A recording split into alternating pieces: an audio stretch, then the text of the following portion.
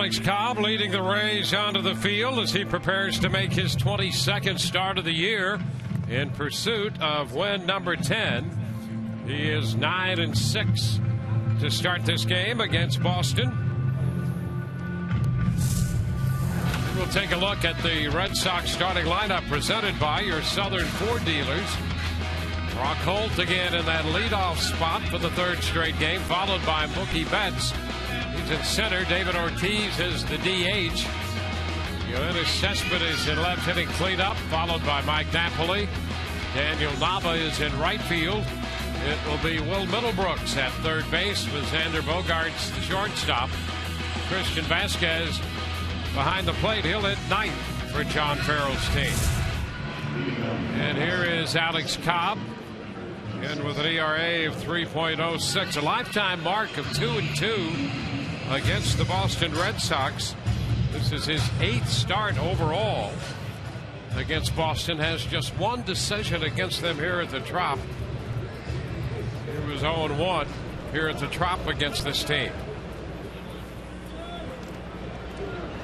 All set to play baseball with Brooke Holt stepping in for Boston.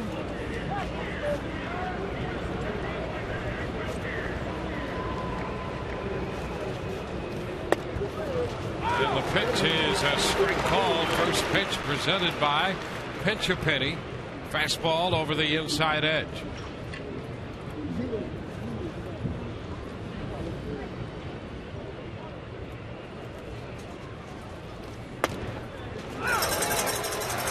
Two fastballs, and we're off to a 2-strike start here against Holt. Holt hitting .289. He was 0 for 4 last night. Had a couple of hits in the game Friday. And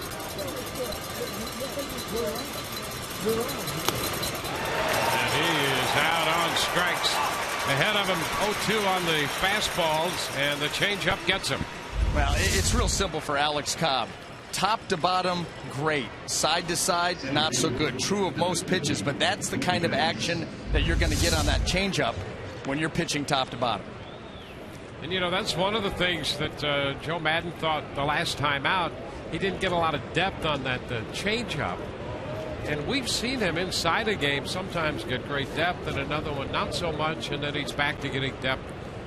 If you vary it that way, whether it's on purpose or by happenstance, it still can be effective. Yeah, and you know what? That was true of his start against the Tigers, where he went 7 shutout innings. He didn't have a ton of consistent depth on the changeup, but he adapted and used it more as a straight change. And that's one of the things that Alex said has led to this run of success, is when I don't have my best stuff, I can still adapt and be effective. That's the sign of a very good pitcher. 2-0. It's great to have a variety of pitches from which to choose, and command and know-how to integrate those pitches throughout a game. You know, these guys aren't robots. And just because a guy's got a good fastball, a good curveball, and a good changeup doesn't mean that every start they're all working and they're all at the best that they can be.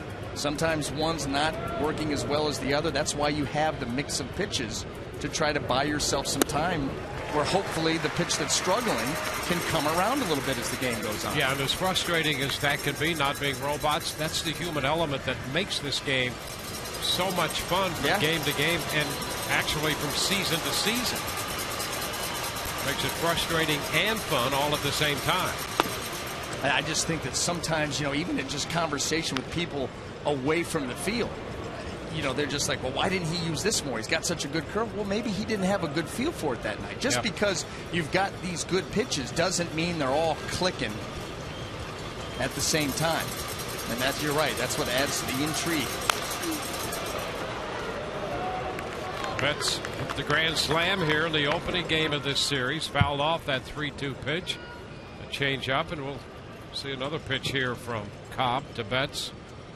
That is why when you hear pitching coaches talk about repeatable delivery, you may get tired of hearing that, but there's a reason. It's because a repeatable delivery will lead to less flux of pitches. Liner toward right. It's Joyce back for it. Matt makes the catch. 2 up and 2 down. Well, let's take a quick look at the Rays defense as it lines up this afternoon. Brought to you by Golden Diamond Source in the outfield left to right. Brandon Geyer, Kevin Kiermaier, and Matt Joyce across the infield third to first. Evan Longoria, Yanel Escobar, Logan Forsythe, and Sean Rodriguez. Jose Molina will be behind the plate.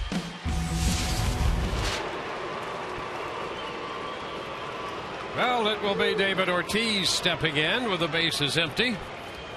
2 gone.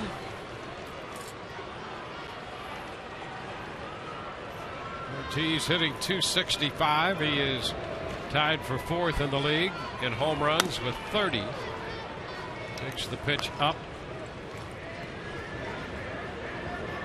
0 for 4 or 0 for 3 with a walk last night and a base hit Friday night.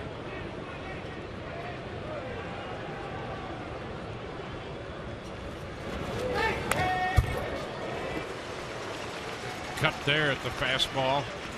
David Ortiz having another very strong year, but what about his last 9 games? 39 plate appearances, and he's reached base safely 24 of the 39 appearances. That is unbelievable, really.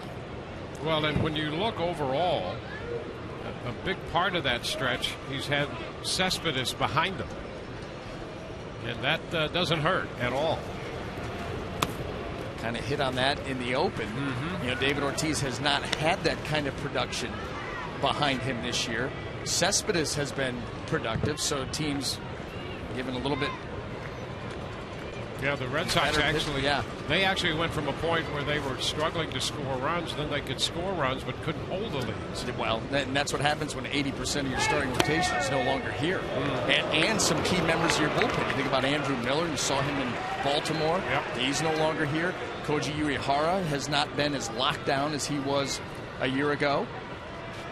There's been big changes here in Boston, and you can imagine this offseason there'll be even more. It'll be an interesting offseason for that ball club. 3-1, and he unwinds, takes a big cut at the fastball, fouls that, and so the count is full. And you had 2 players out there livid with each other. Alex Cobb ticked off where this pitch ended up.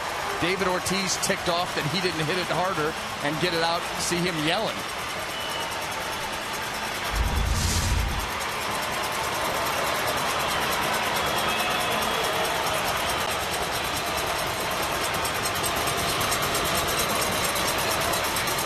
And that is inside. Fastball riding inside to walk Ortiz.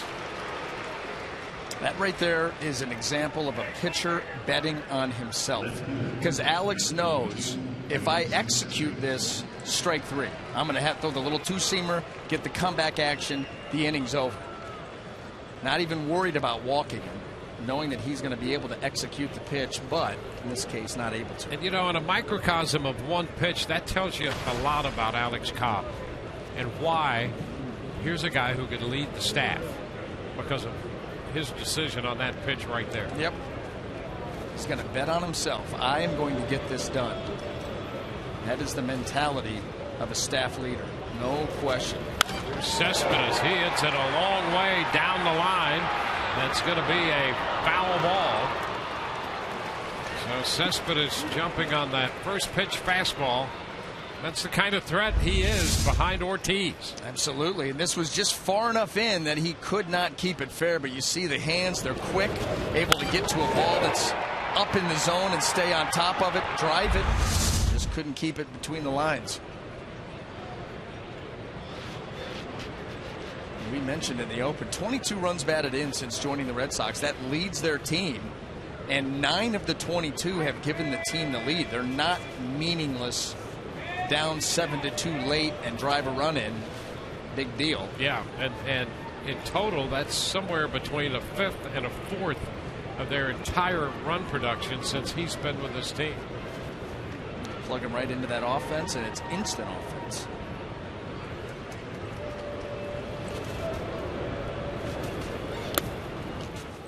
One and one. Cespedes 0 for 3 last night. He was hit by a pitch. He drove in a couple of runs in his first 2 at-bats of the series.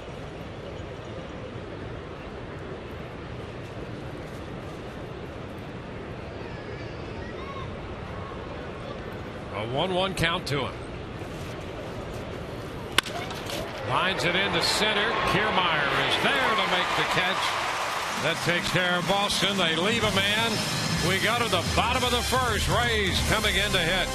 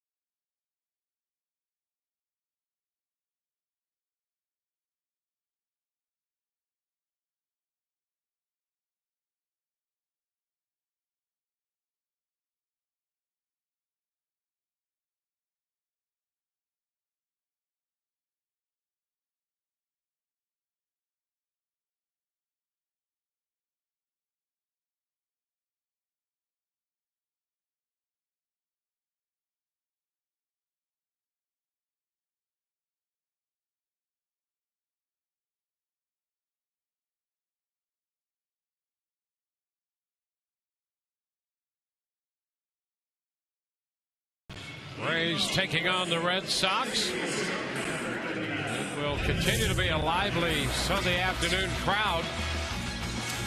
Southern Ford Dealers starting lineup for the Rays. Kevin Kiermaier in center leading off, followed by Brandon Guyer, and then Matt Joyce, Evan Longoria, James Loney, the DH, and Logan Forsythe down the middle. Yudel Escobar at short, Jose Molina catching. Sean Rodriguez will bat ninth and play first base. Ben Zobrist with the day off. James Loney gets to DH. So that'll be sort of a half day off. A bit of a different look for the Rays. A lineup that's going to go up against Clay Buchholz, making his 23rd start of the season. As you can see by the numbers, not the year that Clay was looking for. 5-8 record, 5.77 earned run average. However, he is coming off a pretty strong outing up in Toronto against the Blue Jays. Pitched into the ninth inning, 8 1/3. 3 earned run, picking up a no decision in what would ultimately be a Boston win. First pitch hit on the ground and through into right field. A base hit for Kiermaier. First pitch fastball and Kiermaier's aboard. Well, Kevin Kiermaier getting that opportunity in the leadoff spot and not wasting any time at all. Mislocation. Drill that ball into right field and take your place down there at first base. Buchholz last year was 12-1 with a 174 earned run average, named to the All-Star team, but he only made 16 starts because of a neck issue that shut him down. Held the opposition to a 199 average. Not this year. Brandon Guyer. Kiermaier back in at first. Clay Buchholz will pay an awful lot of attention to base runners over at first base. He does a nice job controlling the running game, but he pays it. Well, there are those who say that he pays attention to base runners even when they're not there. He's so conscious of base runners on. Oh, this is where you want Buchholz. This is where he has struggled. Runners on, runners in scoring position. You've got an on-base percentage almost 400. Breaking ball for a strike. Well, that could tell you that he's paying too much attention to all those guys out there. Absolutely right. You know, you pick out your base stealers, guys that you know are going to attempt a stolen base or might attempt a stolen base off of you. You vary your times, but ultimately your focus has to be at home plate with the guy holding the bat. He's going to do more damage than the base stealer. He's only given up 5 stolen bases all year, but when you talk about almost a 400 on base with runners on. 5 steals, 4 caught with him out there, but there's the breakout, and that's a major swing. Yeah, and runners in scoring position, it's 341 with an on base of over 400. 2 now on Geyer. And Buchholz is another guy who will throw a variety of pitches. He's got a lot of pitches and is not afraid to get all of them into play. No, he's going to throw you that fastball. He's going to cut it, curveball, changeup, give you a lot of different looks. And you just wonder, over time, is this the case this year of just trying to get back up on the horse and get things going again, or are you trying to do too much? Do you need to simplify things? Have you become so complicated that you're just not able to master anything?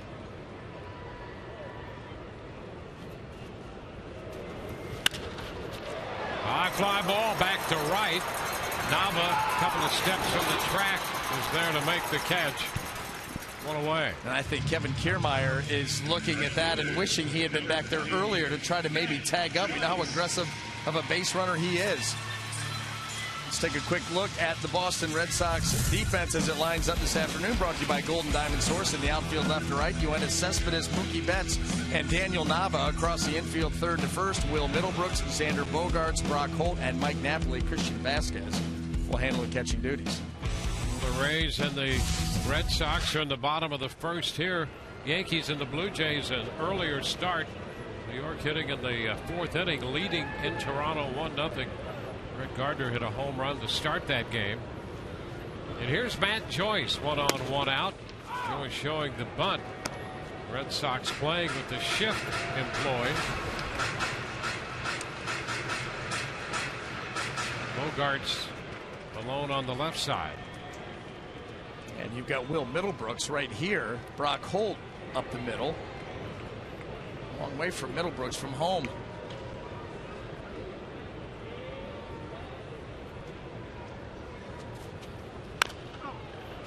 Matt bounces it foul. 2. You know, and the reason that you do that too is Brock Holt, you know, you're up the middle defender, your second baseman. You want him closer to the bag for a potential double play, better at the turn. Yeah, you'd like to keep the third baseman out of trying to turn a double play at second. Yeah, no, you get him knocked out into left field. Ground ball to Middlebrooks. He goes to second out there at first, so it's Middlebrooks who starts the double play out of the shift. Goes 5-6-3. Ray's get a leadoff single. He's erased on the double play, and we have no score through 1.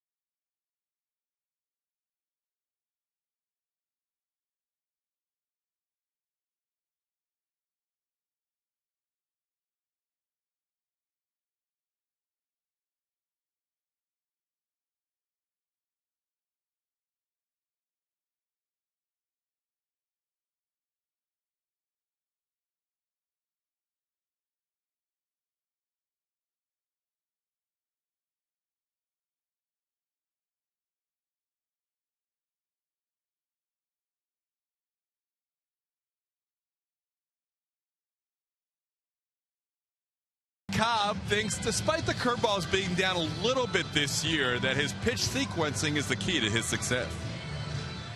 Across the board, I'm really like 33% on all pitches. It seems, fastball, curveball, change. It doesn't really matter what count. I usually will throw the pitch in. So I think kind of keeping them guessing along those lines, not being able to sit on a fastball definitely helps. And the movement absolutely helps, but I do think that the uncertainty of which pitch is coming is the bigger factor. And we'll see how it plays out today against this Red Sox team, guys. Yeah, and the percentages of those may vary from time to time depending on which week you check in. But they're going to, as he pointed out, they're going to be a significant percentage of each pitch involved in his games so that he is, to a hitter, unpredictable. The only time that Alex Cobb becomes predictable, really, if you want to just nail it down, is with 2 strikes. And because most of the time he's going to come with that changeup. The pitch, though, is so good and so effective that he can double, triple up on it. You may be able to take the first couple, but eventually you end up swinging at it, and the truth is in the numbers, because with 2 strikes, Alex Cobb is holding the opposition to a 140 average and an on base of 202. Yeah. That's getting it done. It's always interesting to watch him. Say he's behind 3-1, coming with that pitch. Maybe a hitter lays off. If it's 2-1, takes it to 3-1, or 2-2, takes it to 3-2. He's going to come right back with that pitch in a 2-strike situation, because the hitter really is left in a position where he can't lay off. Defensive. My favorite is when he gets up 0-2. And he just throws it. Okay, you take it. Throw it again. Yep. Oh, you took it again. Throw it a third time. Couldn't hold for the third time. I mean, eventually they give in. And he makes no bones about that. But what he does do is he'll sprinkle the occasional curveball with 2 strikes, or the fastball to try to lock you up inside just enough that you're really not certain he's going to come with that changeup. Yep. And so you still have all 3 pitches bouncing around in your little brain. It's 3-1 here on Napoli.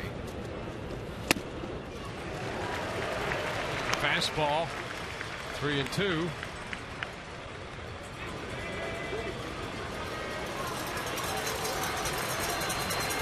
Any pitch, anytime. That's it. That's it. That's why, you know what, if you're a young pitcher out there and you can command a couple of different pitches, boy, it makes your job easier. Long one down the line. That ball is a foul ball.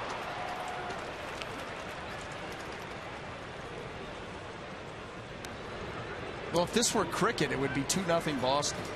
Or I think. I don't know how they exactly keep score, but if they did American baseball scoring. Yeah, and Cobb would have a running start before every pitch. With padding. Yeah. Yeah, those are the guys who have protection.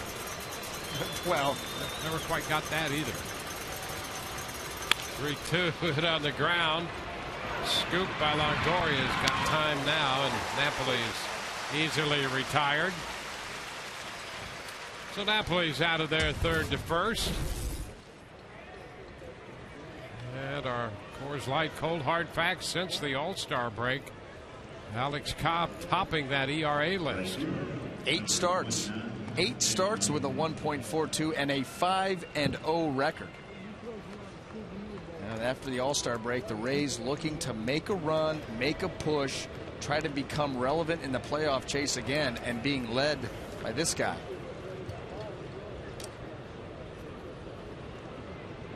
Daniel Nava.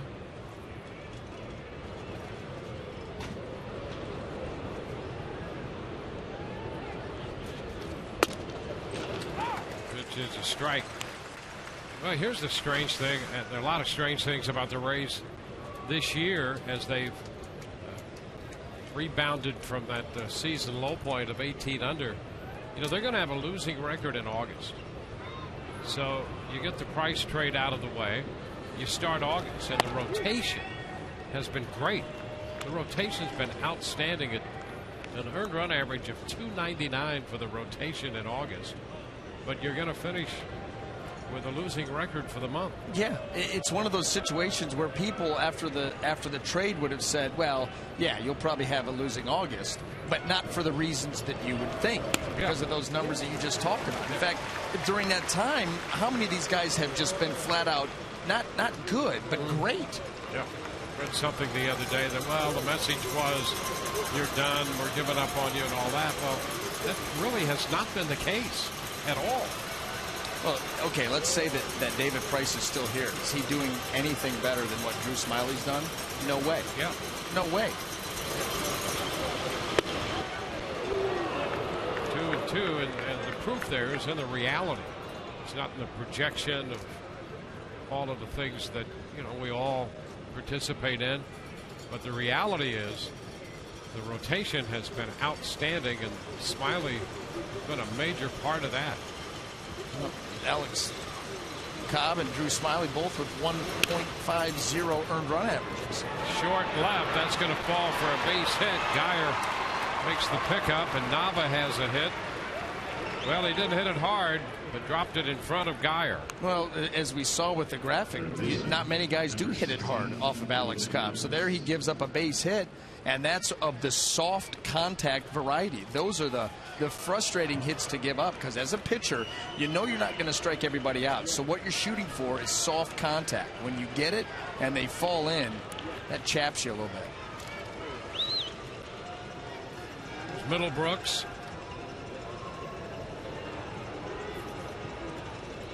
He's hitting 199 for the year.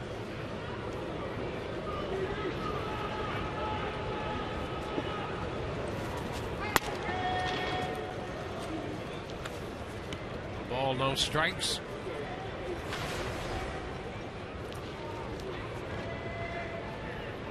A little disappointing year for Middlebrooks with the Red Sox and in the minor leagues. He had the fractured index finger on his right hand.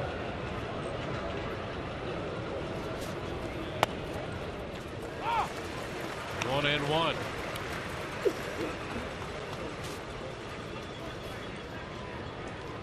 Boston's just been kind of waiting for Will Middlebrooks to break out. He's been their guy who's going to take over third base, provide stability and production at that position for the foreseeable future. Remember, he came up a couple years ago in 2012, and in part of the season showed them the kind of power, 15 home runs, but they won it out of third. Double play ball right here. Middlebrooks grounds into the 4-6-3 double play. That retires Boston in the top of the second. Forsythe starts it with Escobar in the middle. No score.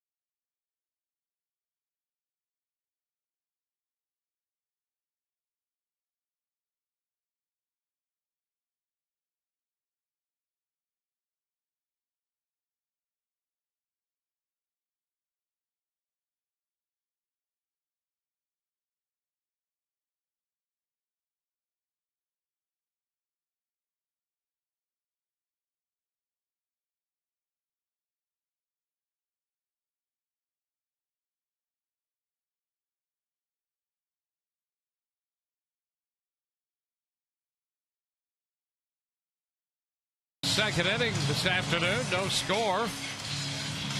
The Rays get a double play to get out of the top half of this inning. And last night, out of the shift, turned a couple of nifty double plays. That's good to see for a change. Absolutely. This has been an area that this team has struggled in all season long. Fewest double plays of anybody, and it's not really that close, but they're starting to get their double play on.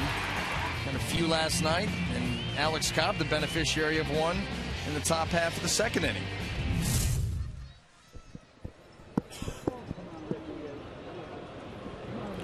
So here's having to face Clay Buchholz, 30-year-old right-hander. Which is a strike. Buchholz, throughout his career, has thrown some impressive games against the Rays. And really his issue, it would seem from afar, is staying healthy. Yeah. Because he's been very good at times for this Boston team. It's tough enough to get big league hitters out when you are healthy. Holt and to make the pickup on that one.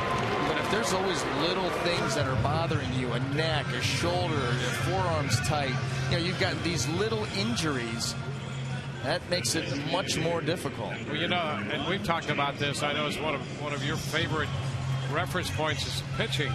That when you pitch, the head really leads the whole process. Yeah. Well, the head's connected to the neck, and if your neck's not feeling well, you could be in trouble. Don't make me sing the song.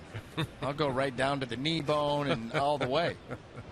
But yeah, it all works together. But and not only that, but the neck with the torque. Mm-hmm.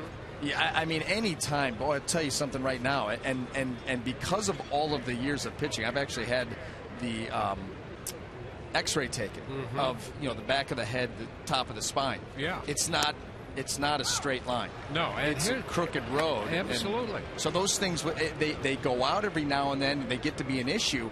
That shuts down your entire upper back and your arm. You're not throwing. You are not throwing. You're not functioning very well if you've got a bad neck and down through your trap and all of that. The other thing, I think it's lost on a lot of people. Pitchers overwork one side of their body, and so one side's way different than the other. I'm going to tell you something, and I can't even show, but if you were to bend over in a mirror and do the Hulk, I look like the Hunchback of Notre Dame. I'm not even kidding you. The left side is at least twice the size of the right side, just because of all of the years of throwing and all of those muscles slowing down your arm and building up over 30-35 years. Yeah. It is remarkable how it's not good. Yeah, that's absolutely true. And you don't get a chance as a fan to see a lot of that, but I think one of the great examples on the Rays is Joel Peralta. He wears short sleeves, and we get camera shots of him, and it gives you an idea how built up he is, and he throws every day. Right. So he's so built up on the right side. The left side's kind of a normal build, and the right side is so big because of all the work it's done. That's absolutely right. The one area where it has gotten better is in the strength and conditioning and the training that goes on now. They've got ways to try to balance that out and different exercises that guys use. I mean, ultimately, you still are throwing one way and not the other. But, for instance, when I played for the Diamondbacks, Byung-Hyun Kim, right-hander, submarine guy, reliever, and he would, after an outing, go into the batting cage and throw pitches like that left-handed, try to even it out. Wow. That's the only person I've ever heard of doing that, but he would do that. That last pitch to Forsythe went for a ball. Buchholz has thrown 15 consecutive strikes before that last pitch. And he's back with one here to get Forsythe looking. 2 call third strikes in the inning. 1, 2, 3 go the Rays. No score.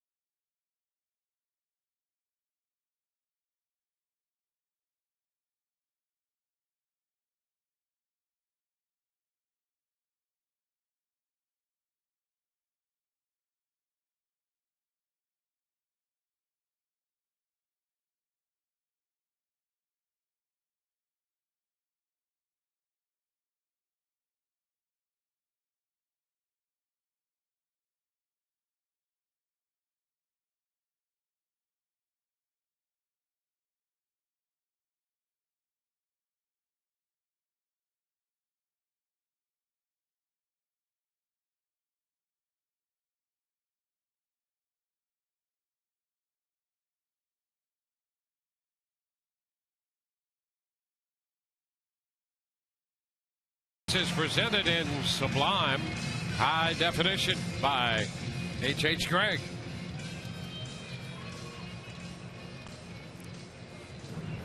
Alex Cobb and Clay Buchholz, the pitching matchup this afternoon. Xander Bogaerts will open the third inning.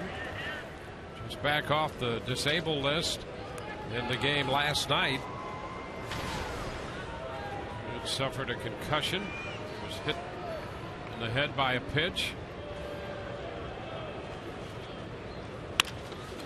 And there's a base hit up the middle.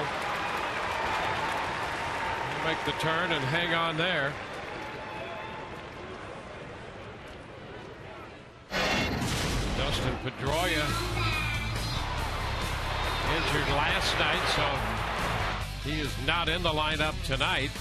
This afternoon, you see Forsythe going in head first, and his momentum with that elbow caught Pedroia, and no official announcement on it. Pedroia's been pretty quiet about that at the park today, but John Farrell did go so far as to say that there were some concussion-like symptoms, but no official word on where Pedroia is with that potential injury. The old inadvertent forearm shiver, and to tell you, it was obviously not something that Logan Forsythe is ever going to do on purpose, but boy, you could see how violent it was as he pulled that arm up and around, and that elbow catching. Now they've thrown away the pickoff attempt. That ball down in the bullpen, and Bogaerts is going to go all the way to third. So the leadoff single, and now on the errant pickoff attempt, Red Sox have a man at third with nobody out. Fourth error of the year charged to Cobb. And here it is. After you give up a hit against the shift on soft contact, and you throw a ball Sean Rodriguez had absolutely no chance to get to, and that becomes a two-base error for the Red Sox. In fact, that's now 8 straight games that the Rays have committed an error. Part of that sloppy streak that we've seen here the last week and a half. Vasquez lines it into right, and there's a base hit. Bogaerts scores, and Boston takes a 1-0 lead in the third. Vasquez, the number 9 hitter, lines it into right. Bogaerts pushed the ball to the right side, and Christian Vasquez did a nice job of hitting here, trying to come in and crowd him. And you look at him stay right inside the baseball, head down, smooth, easy swing, and for Boston, a very good result.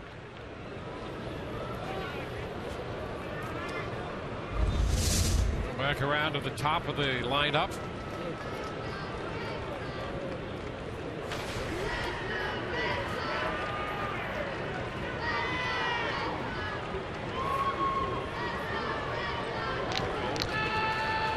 Start at second base. Breaking ball is in there for a strike. Holt started at shortstop Friday night, started at third last night, and moved over to second when Pedroia was injured. Now he's starting at second base today. He's played every position except pitch and catch this year for Boston. He bunts foul, 0-2. The only player in baseball that's done that this season. And what makes it more impressive is that a couple of these different stops, it hasn't been for a game or two. He started at least a week's worth of games, at least 7 games, at every position on the field but pitcher and catcher. So you talk about value and versatility. And he has given them offense as well. I was going to say the absolute same thing. Has handled left-handed pitching very well, so that's allowed him to be an everyday player right at the top of that lineup. And out on strikes this time on a fastball. And you know what? That's the second time that he's gone on strikes in this ball game. That's the one area that you'd like to see him improve. His overall numbers. He came into the series having punched out 88 times. Now up over 90, and just too many times. He will battle you, put a good at bat on you, but able to get that pitch by him with a little bit of elevation.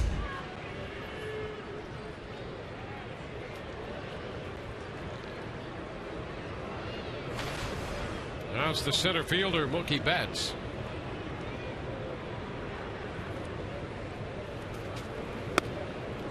Takes one inside. Betts lined out to right in the first inning.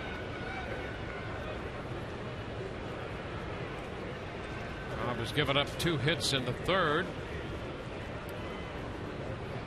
There's 2 hits on either side of the throwing error. 2-0. So the Red Sox have plated a run in the third inning.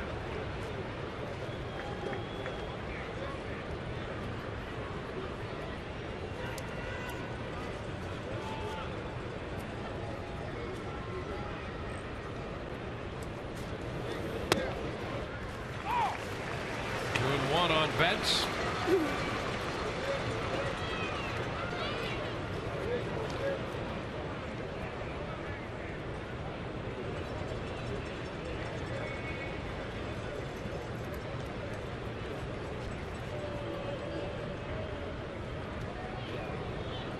Ortiz on deck, hitting third in their lineup. And he just missed there to take the count to 3-1.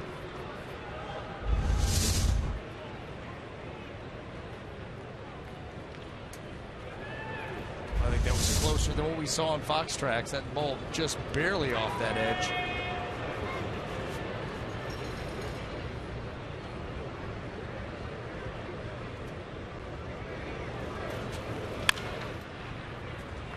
Well, 3 balls, 2 strikes. Well, Betts was 21 years old. He'll be 22 in October.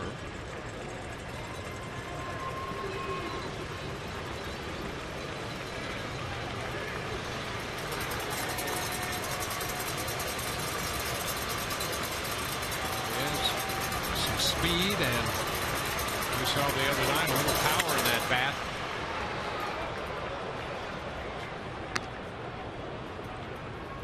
See another 3-2 offering to Betts.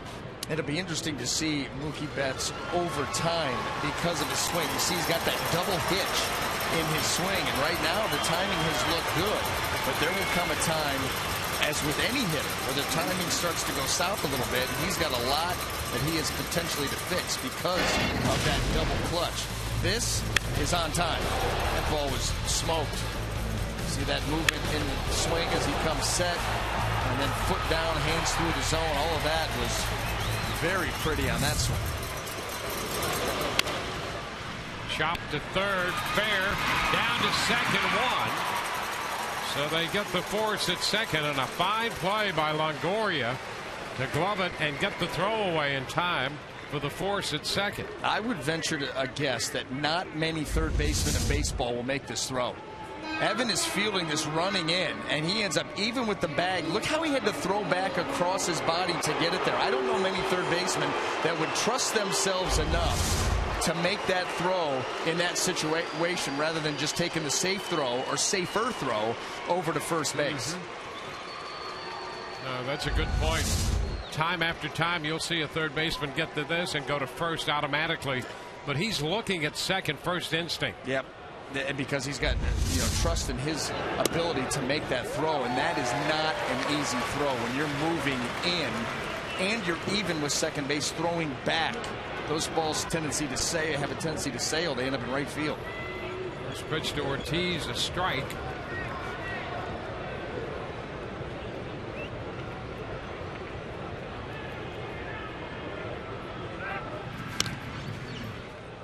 Betts back in, reaching on the fielder's choice.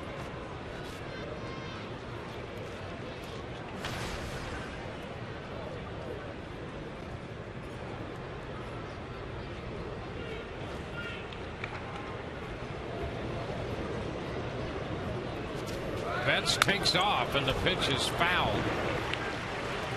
He'll return to first. Betts running there. Watch this jump and watch Mookie Betts in full speed and able to stop on a dime at second base. It's not easy to do. He had some great stolen base numbers in the minor leagues. Thrown out very seldom there. He'd go 20 of 22, things like that. And approach 40 bases stolen in a year. And he's 4 out of 5 since coming to the Red Sox.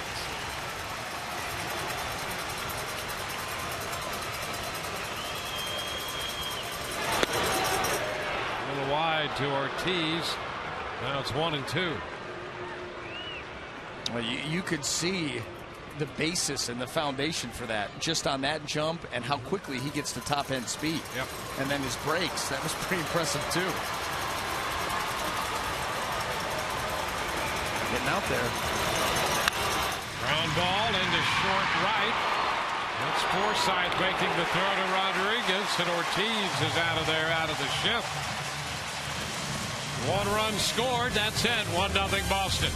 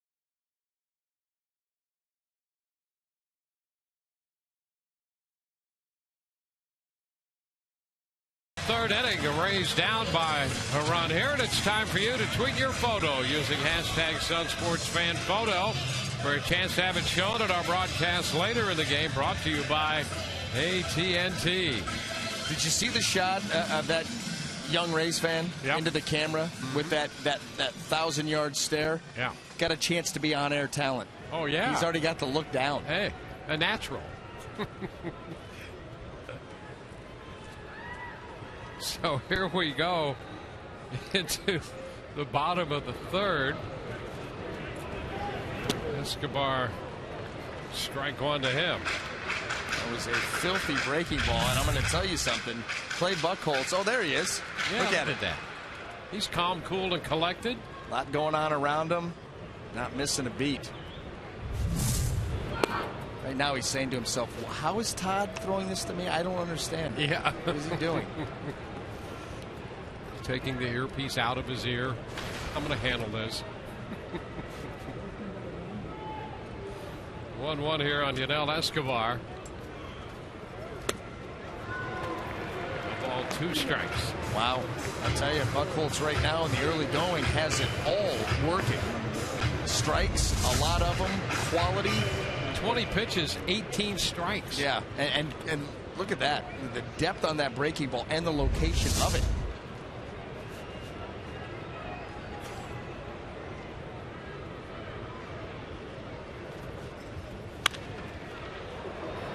Out of play.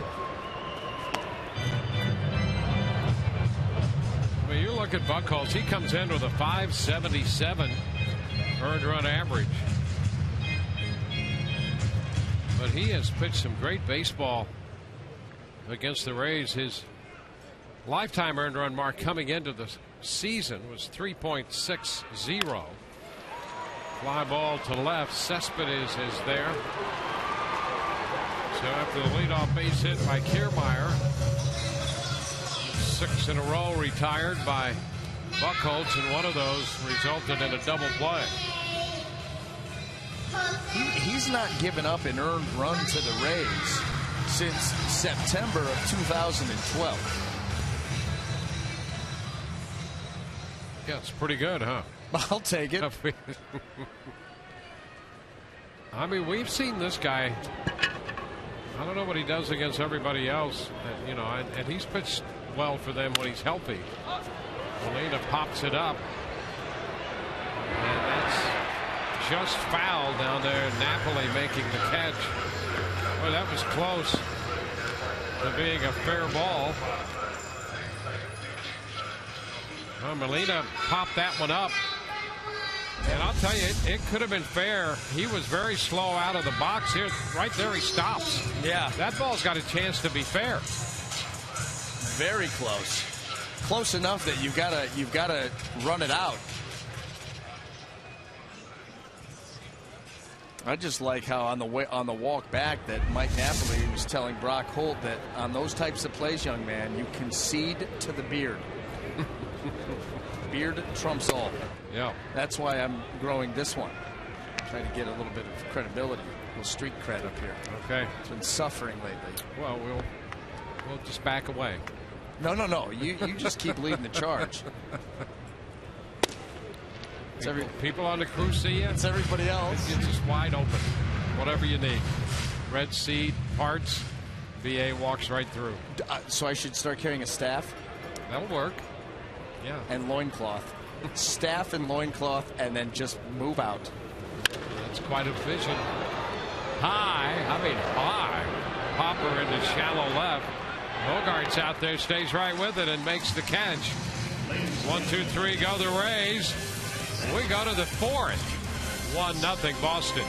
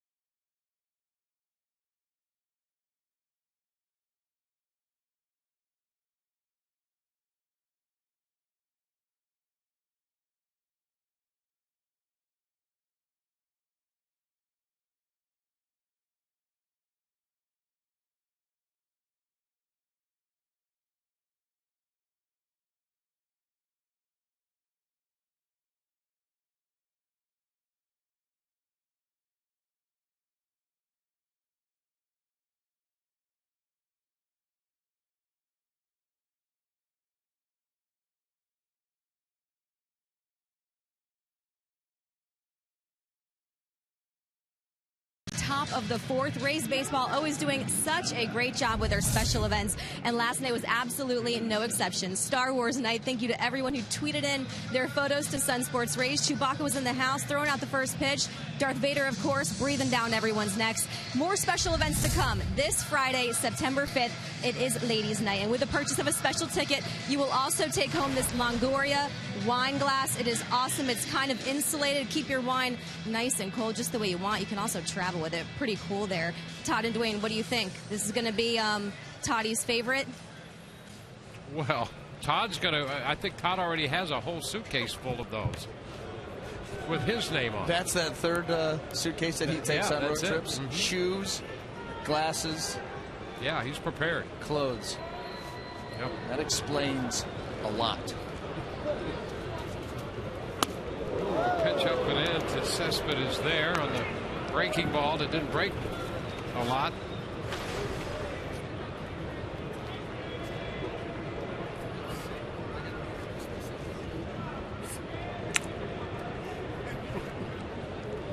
One and off the count to Cespedes. To the strike. You know what? I really feel like I need to reintroduce myself to the crew because, you know, Kelly just dropped a Todd on me. Yeah. You dropped a Joe on me last week. I know, Joe but McGrain. you know, and we had our little moment about that. You know, where I apologized profusely. Line drive. Cespedes aboard. Here's the thing, and for anybody that saw that, what I wish more than anything else is that you could see the video that went along with it. That was priceless.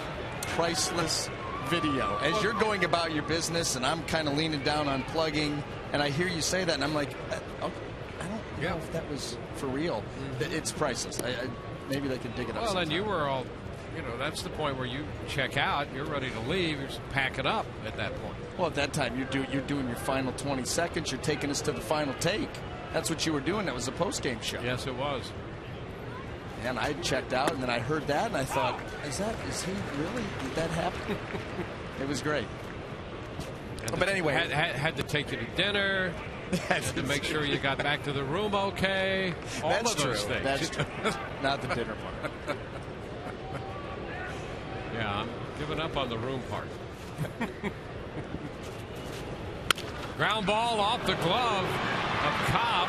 He recovers it, backhands the toss to Sean Rodriguez to get the out. Cespedes moves up to second.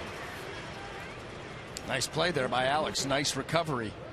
You know, this is one of those balls that deflect off a glove. You feel sorry for yourself. It ends up being first and second. But Alex hustles right after it. And then a little option pitch right here, right on the money.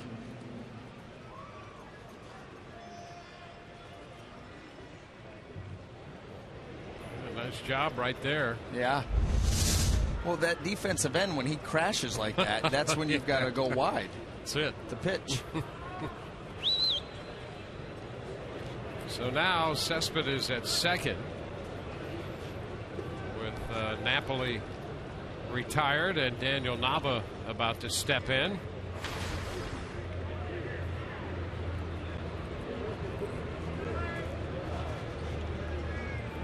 Nava singled his first time, dropped a base hit into short left. Moves down 1-0. Boston now with that base hit by Cespedes. 4 hits, a run, 4 hits. They've had base runners aboard in each of the front 4 innings. Scored a run, an unearned run in the third as a result of the throwing error by Cobb. The strike, and it's now 1-1.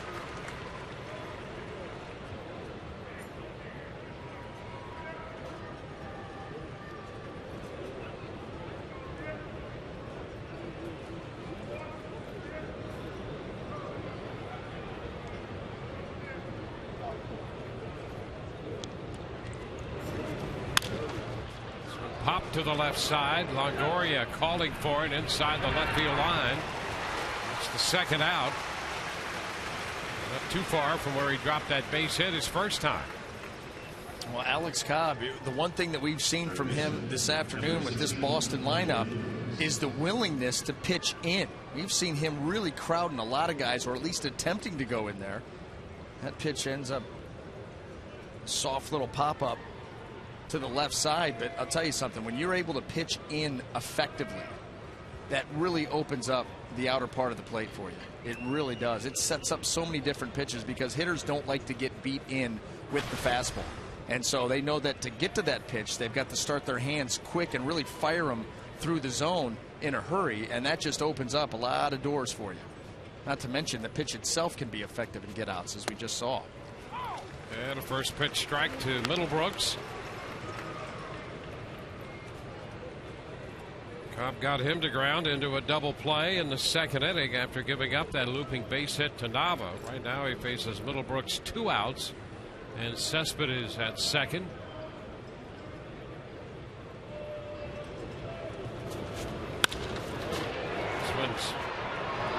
That'll be a foul ball. How many? That's the third one that has been pulled with authority by this Red Sox lineup, and they have not been able to keep them fair. They had Cespedes, had Napoli, now Middlebrooks.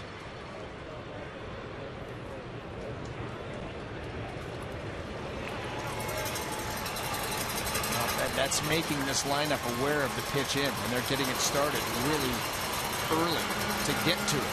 The thing is, if you execute it and get it in far enough, you just are not able to keep it fair.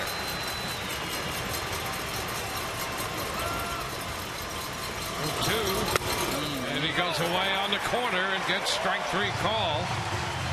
Middlebrooks not happy, and we'll go to the bottom of the 4th. 1-0 Boston.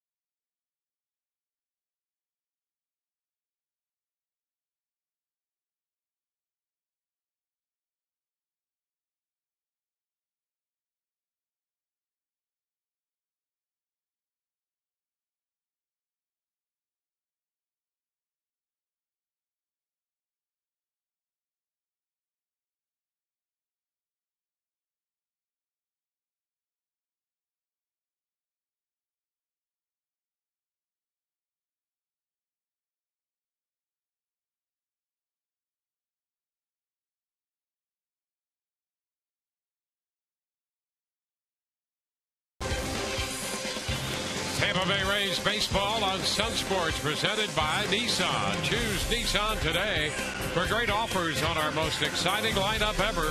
Shop ChooseNissan.com. By Wesley Chapel Toyota and Wesley Chapel Honda, home of the lifetime warranty, I-75, exit 279. And by Tradewinds Island Resort, so many ways to just let go on St. Pete Beach. With Joe Todd Anderson, Dwayne Stats back here with you. Moving into the bottom of the 4th. Joe Todd. You like Not it? bad. Well, so we are down south. Well, there you go. Joe Todd Anderson. Yeah. You know there's one floating around. JT for short. There you go. See, and that would, the pitch is a strike to Kiermaier. that would never have worked. That would never have worked because James is my middle name, BJA. So, but I grew up in a small town, and there was already another BJ in town who was a year older, better looking kid, better athlete. Well, his seniority is a year older. Seniority. So he wins. You know, there can only be one BJ in Geneva. So he got it. If I go Joe Todd, and then I go to the Angels as a rookie, year ahead of me, JT Snow. Yep. So that would have been out the window right then. Neither one would have worked. Yep. So we'll just. Well, we're going to go with BA. I'll take Brian. whatever. Yeah. I'm just happy to be here. 1-2 the count.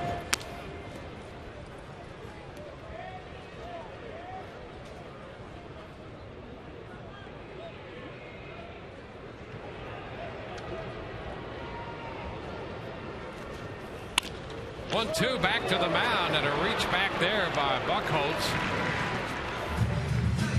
So Kiermaier's out of there, pitcher first.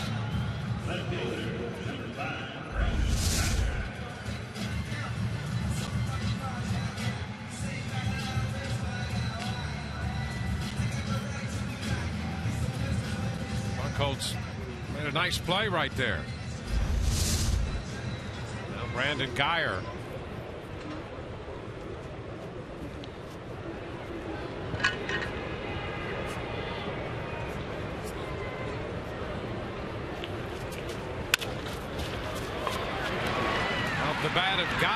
Bogarts makes a nice play and a nicer scoop over at first by Napoli. Well, the Red Sox here on the last couple pitches in these plays showing some pretty good leather. Yeah, and I didn't think they had a chance to get Brandon Guyer. Once he got that past Middlebrooks and you force Bogarts moving to his right, throwing back to his left. And Mike Napoli finishes it off nicely with a not easy scoop. Yeah, he just gets rid of that, hit it over that way, and Napoli able to come up with it. Buchholz leading the charge, and then Bogarts and Napoli turning in outstanding defensive plays. There's Matt Joyce. Strike one on a curveball. Crispy. Everything right now for Buchholz is just snapping, diving, darting, late life, good location. 2. And this is what you fear with Clay Buchholz, because this is what he is capable of doing with his wide assortment of pitches. When he's locating them and mixing all of them in, that is a tough, tough AB.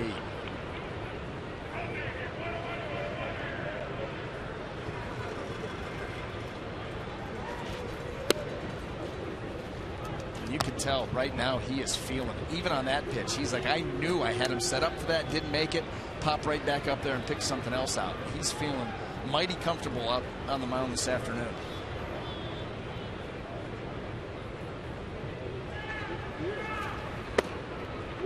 It's inside. Now it's 2-2. Well, that's been the story on Buchholz. We mentioned the neck injury and a little shoulder issue last year. Hyperextended a knee earlier this year that cost him some time. High drive, and it's going to be over the ship. Going to make it all the way to the wall. Joyce digs for 2, and he's in there head first with a double.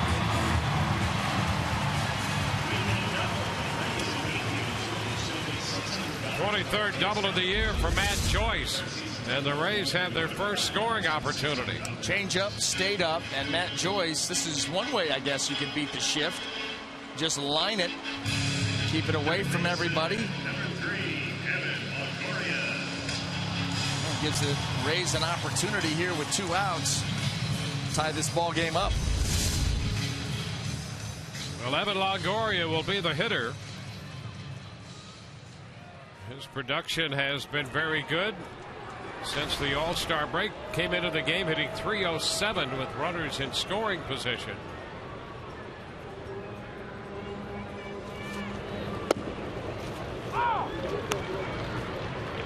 Which is a strike.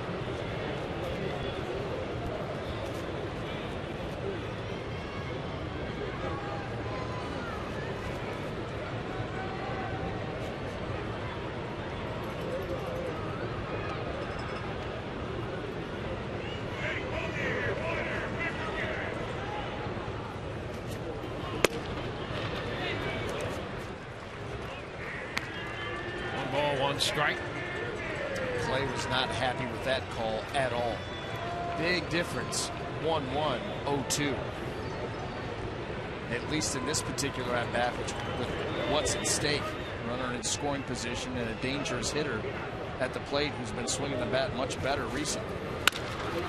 Chop to short. Bogarts there for this one. So the Rays, with a 2-out threat, leave a man, and we'll head into the 5th inning. It's 1-0 Boston.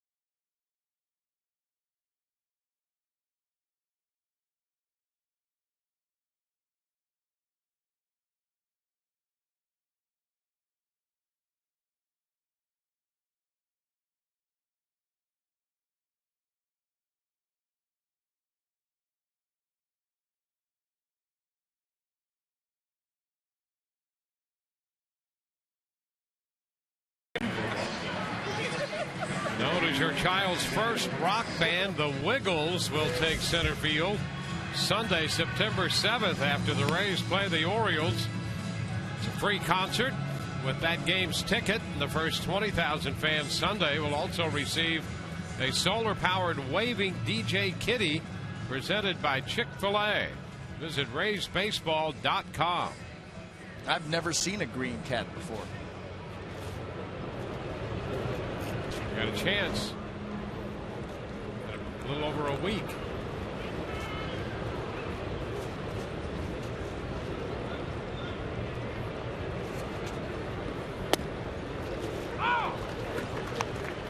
Strike the count on Xander Bogaerts.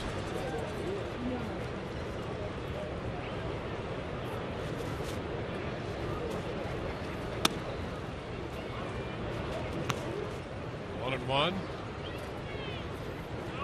Vasquez next, and then Holt.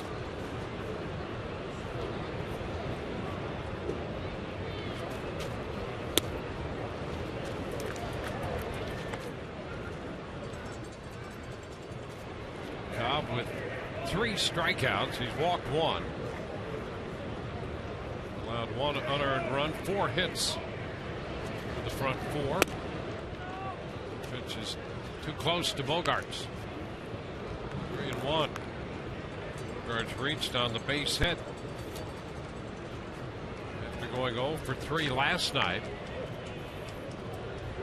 For that hit in the 3rd, he was 1 of his last 29. Pitch up, and he fouls it back. So the count runs full at 3-2.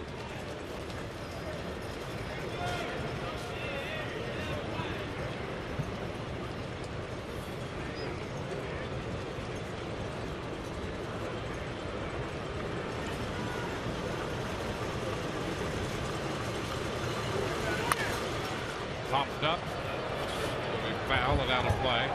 Alex Cobb, when he's right, will be ahead in the count. But he's thrown a few more pitches here than he would normally like. That was the case against Baltimore when he pitched 4 innings, made 92 pitches.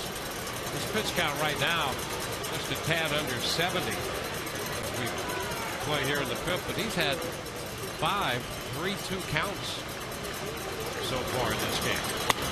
And he strikes out Bogaerts. Got him with a fastball up. And we don't see Alex Cobb go up in the zone very often.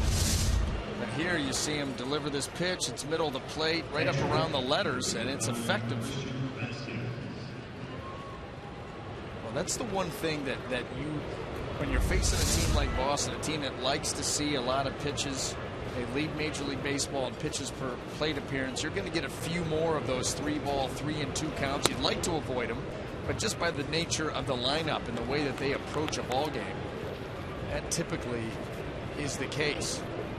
But Alex still, you know, an inning or 2 here of a low pitch count, he'll be right in line to be able to get way deep into this game if he continues to hit his spots and make good pitches. Now 1-1. Really gone from one extreme to the other in the last couple series with Baltimore, a team that's on the attack, just hunting pitches. And this Boston club for the longest has been work the count, see a lot of pitches. That continues to be the approach. Forsythe takes care of Vasquez. 2 outs. I think that's what made that last start so surprising. Because this team, they want to get up there in Baltimore and just put the ball in play. Let's get going. And to be as high as he was in pitches in just 4 innings, and you could just tell that he wasn't as crisp and as locked in as he had been. But still, even that, he held him 2 earned runs. Yep. If your worst start of the year is 4 innings and 2 earned runs, yeah, you're doing pretty well. Yeah, and will your bullpen that night have to do a little bit more work? Yes, but just the 2 earned runs, you still have a chance to win that game. First pitch, strike to Holt.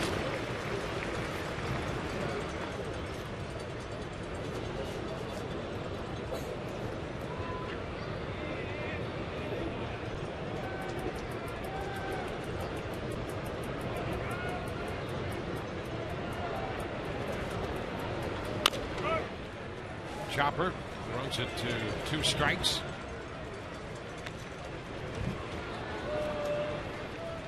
this is what those kind of situations that we've been talking about. He's been able to victimize Brock Holt twice in his ball game with strikeouts, and now 0-2, and he can do anything he wants, especially coming after that curveball there for strike 2. You can crowd fastball in, you can go right to your changeup and throw as many of those in a row that you want. Here it comes.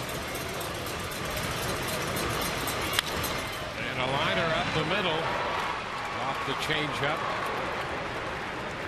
It's up a bit. It was. It stayed up. You know, it wasn't up in the zone, but you're right, Dwayne. It stayed up.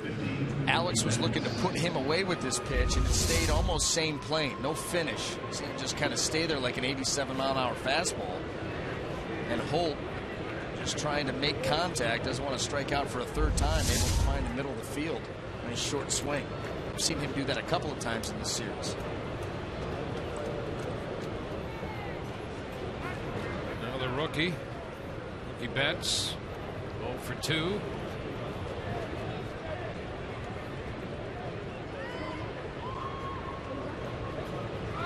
There goes Holt. The pitch skips by Molina. Holt was breaking, so he gets a stolen base on that.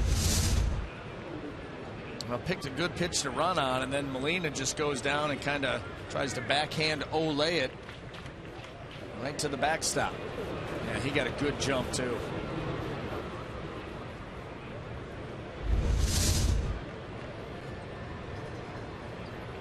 So with 2 outs, the Red Sox have another runner in scoring position.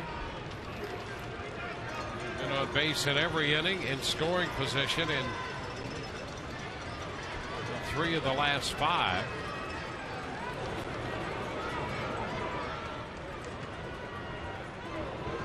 Pitch to Betts.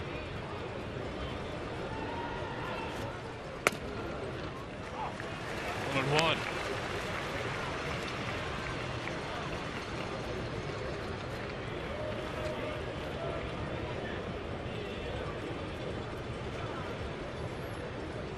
Blue Jays have tied the Yankees in the bottom of the 7th. That's a 3-3 game.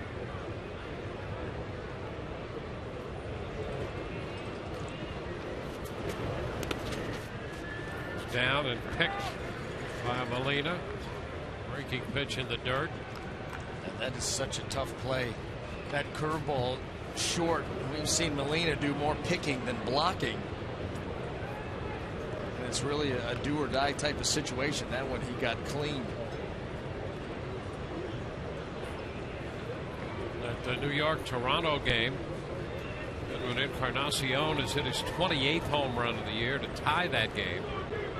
Bautista and Cabrera had homered earlier for the Blue Jays. Brett Gardner won for the Yankees. And it's a 3-1 count on Mookie Betts.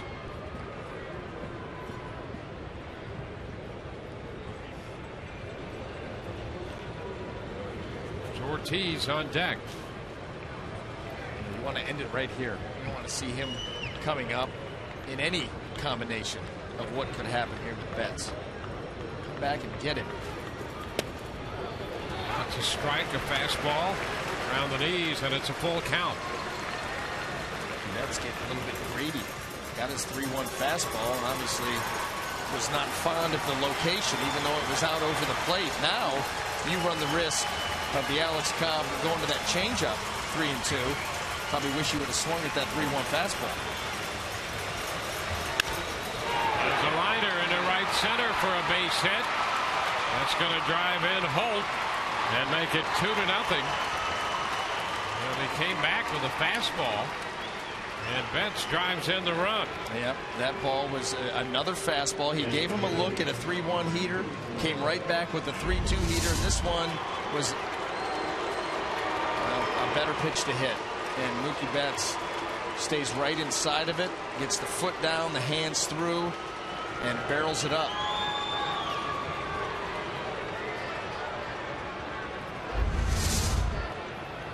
Sixth hit allowed by Cobb. Here's David Ortiz. Pitch is down, snap throw to first, and Betts is back in.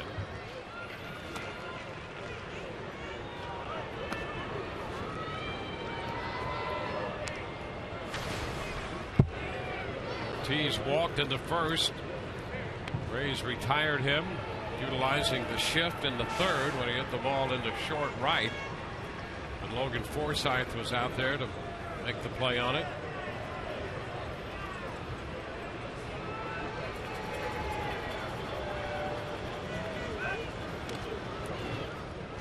Betts over there stole.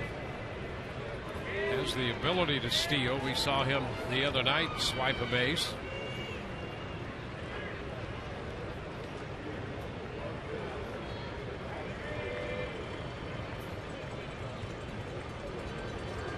Want to know the count to Ortiz. Again, a move to first. Betts all but had a base stolen in the third when he was aboard with Ortiz at the plate. Ortiz fouled it.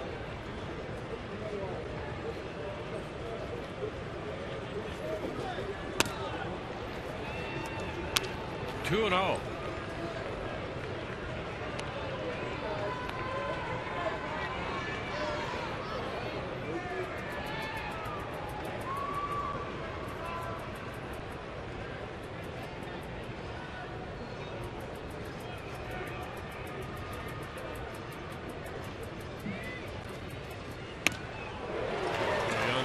There. That's the change, and it's 2-1.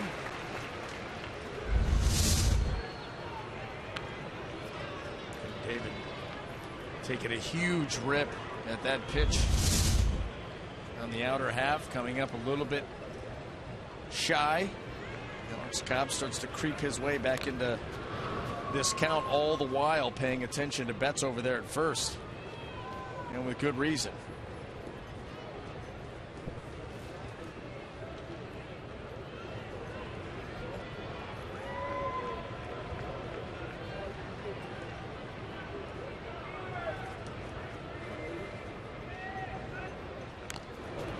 Again to first with Betts back in.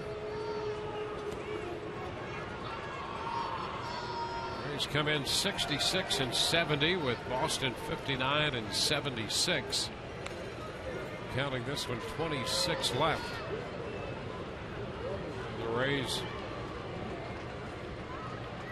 would like to have a winning record for the 7th consecutive year. Need to go 16 and 10 the rest of the way to do that. Not out of the question, but they've got to play clean baseball. Ooh. Cut the miss. 2-2. Dirty. That thing, you talk about some bite and some finish. Alex Cobb, that spike curveball, rolls it over one finger and just disappears on David.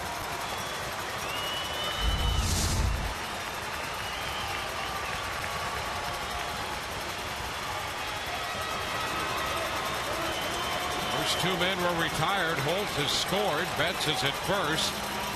2-2 the count on Ortiz. Runner goes. A swing and a miss. Got him with a changeup. 1 run. A man left. It's 2-0 Boston. Middle of the 5th.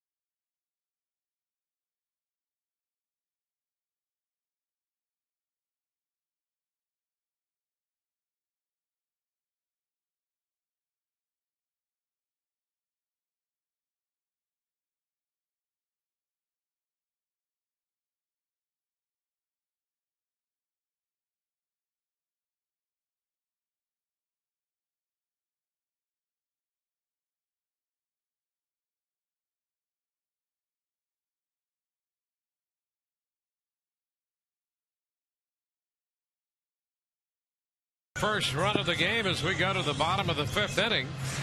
In today's game and all season long, Tires Plus donates $100 to the Pediatric Cancer Foundation for every Tampa Bay Rays home run televised on Sun Sports and Fox Sports Florida.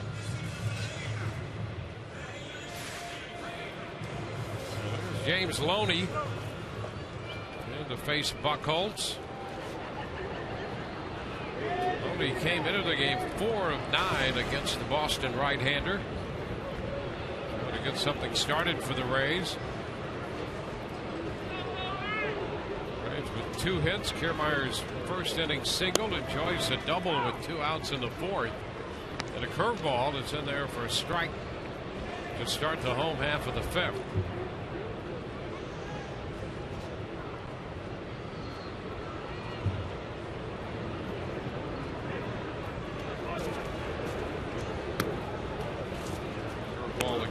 Low, 1-1. Buchholz had made only 39 pitches through the first 4. Now, you're not going to do much better than that at all. Less than 10 per. Still got a long way to go, but off to a great start. 2 balls and a strike. A big reason why is that top line. 10 balls. Yep. That's it. On the 5th.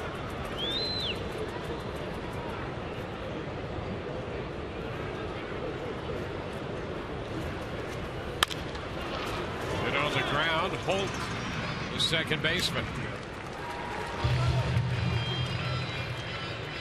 First out in the 5th inning. Kick off the school year at Teachers Appreciation Night Saturday, where the Rays take on the Orioles. Enjoy a specially prized seat in the lower level and your own customized Rays rubber grading stamps for just $30. For tickets, visit raysbaseball.com/special event.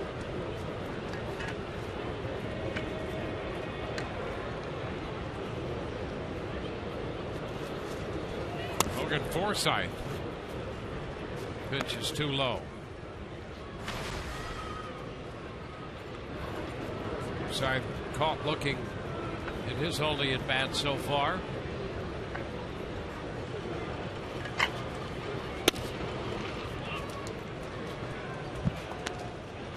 Balls, no strikes.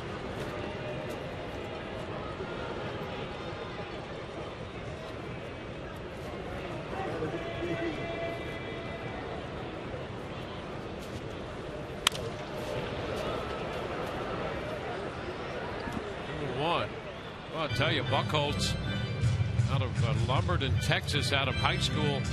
He went to McNeese State in Louisiana, thinking of himself as a shortstop, wanted to play shortstop. Didn't play very often at McNeese State and left there for junior college and realized that pitching might be where he had the greatest upside. Ground ball to third. Middlebrooks takes care of that. So he went from a light hitting shortstop who didn't play a lot at McNeese State to the mound. And boy, what a great transition that turned out to be for him. Yeah, I would say that final assessment has turned out to have been the right one, even if it took a couple of stops. The Rays are seeing him here this afternoon at his very best. Started his pro career in 05. In the supplemental round of the 2005 draft. And Escobar down in the count. He's not happy. No, this is a cutter down and away, and Escobar clearly held up there. But I tell you what, we see this an awful lot with Yunel. Does not get the benefit of the doubt. Close pitches that are called seem to go against him. That call by Jerry Lane down at first went against him. It was not a swing.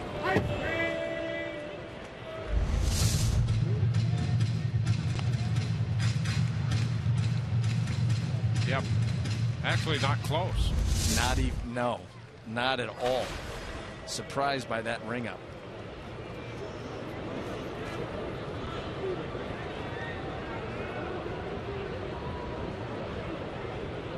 down 0-2.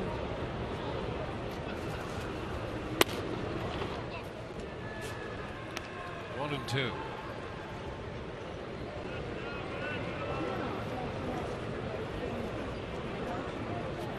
Ground balls here the second time through the lineup for Buchholz.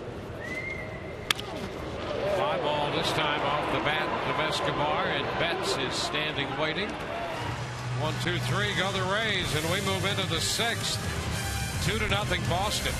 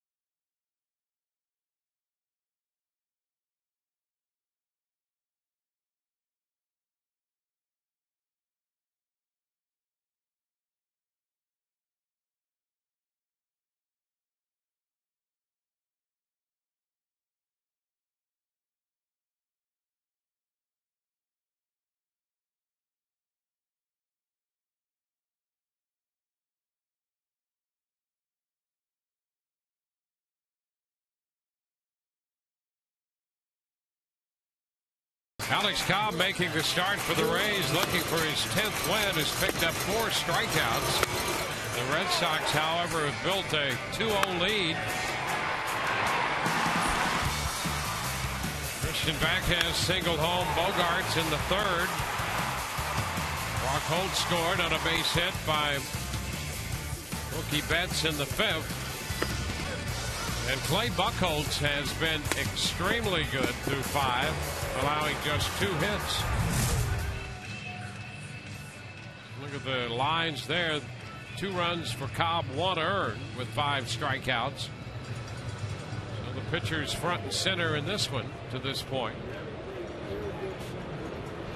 And both guys doing a nice job. Alex was hurt a little bit by the throwing error that allowed Bogaerts to get over to third base, but he scored on a base hit anyway.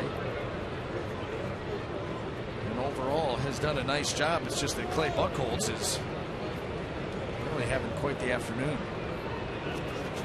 Yoenis Cespedes leads off and takes the pitch too low, breaking ball.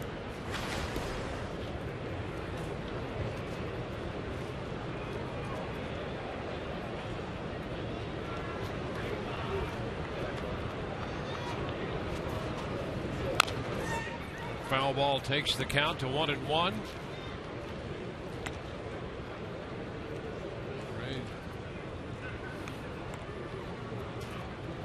Rays winners in last night's game, 7-0.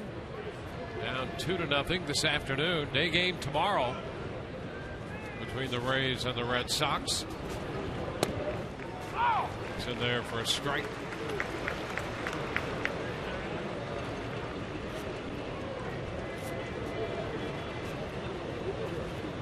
Napoli next, then Nava.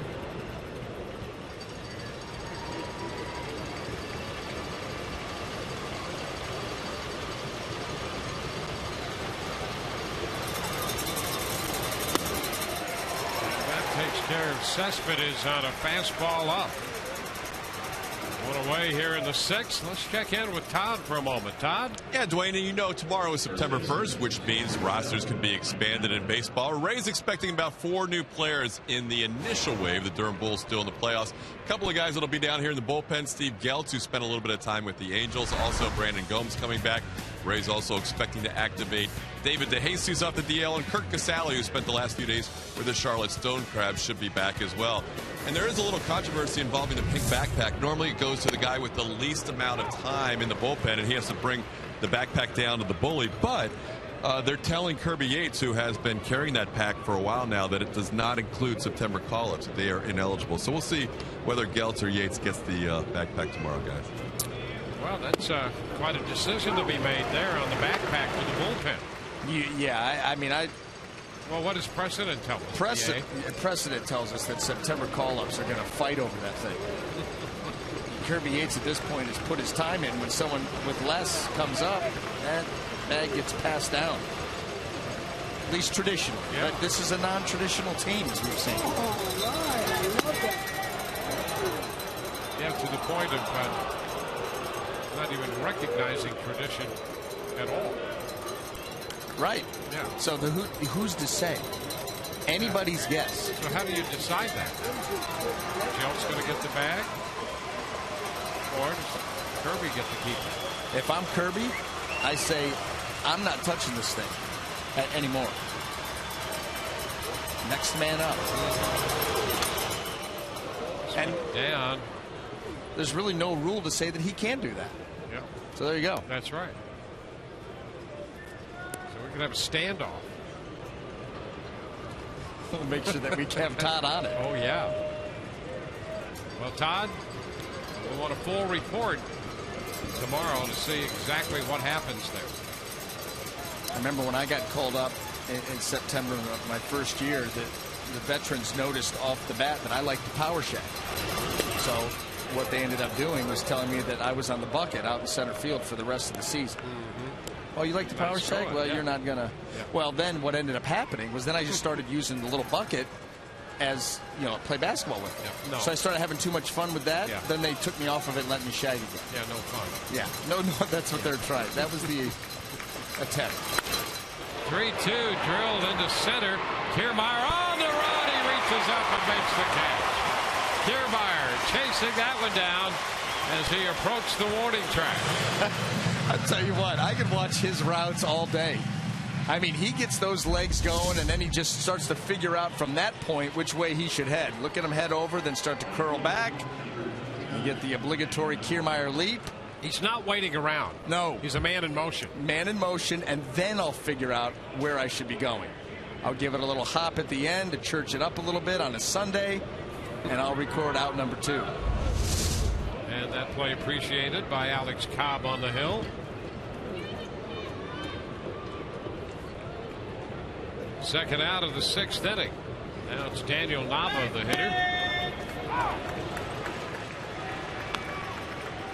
1 for 2.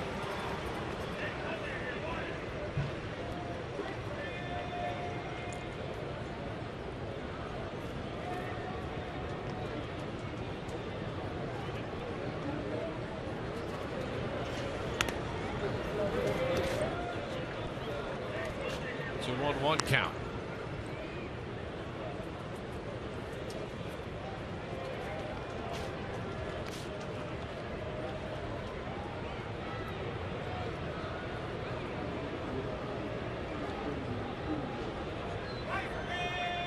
Starting to get some action in the bullpen. It's Kirby Yates up.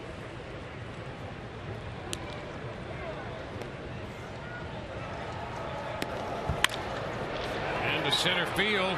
Kiermaier have to go straight back. Oh, he makes the grab. How about that by Kiermaier in center field? He started back and then found himself slicing as the ball off the bat of Nava started to slice. So does Kiermaier, and he makes the catch. Wow.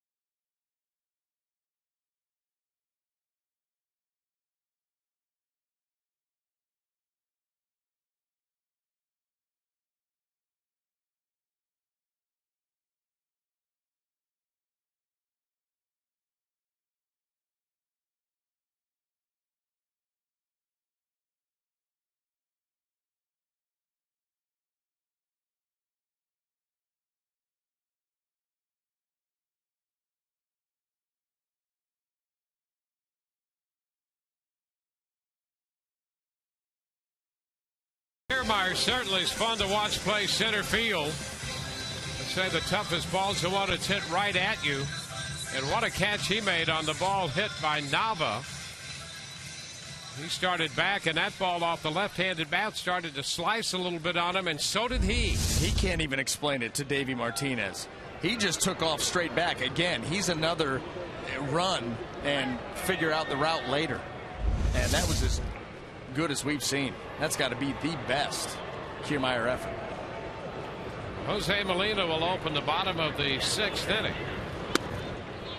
Which is upstairs. Molina followed by Rodriguez, and then Kiermaier to hit third in the frame.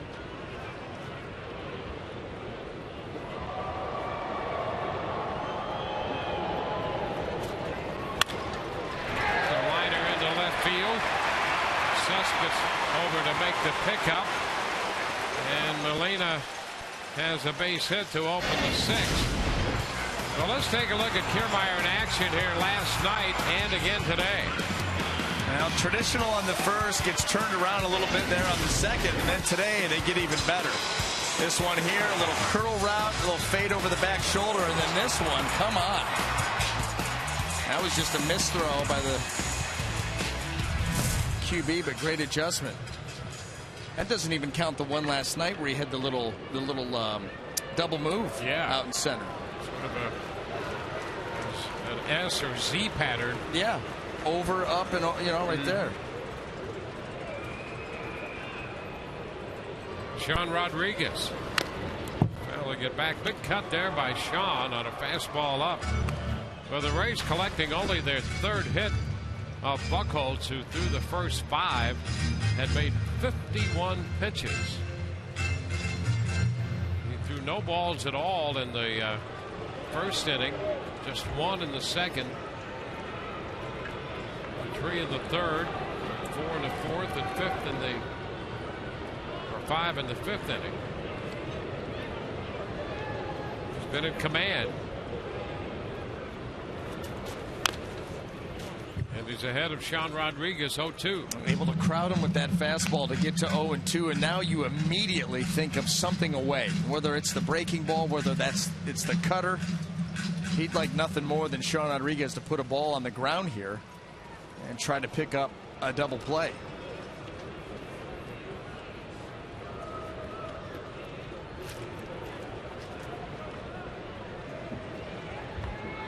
Two strikes the count to Sean.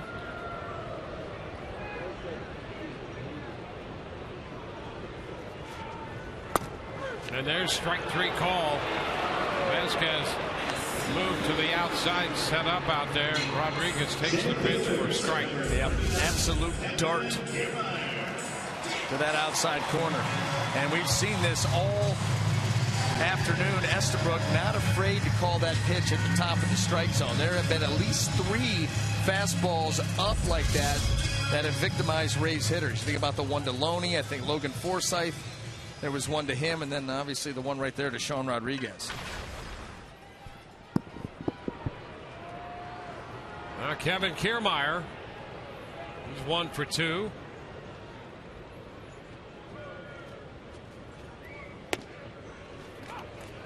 Breaking pitch, that's a strike.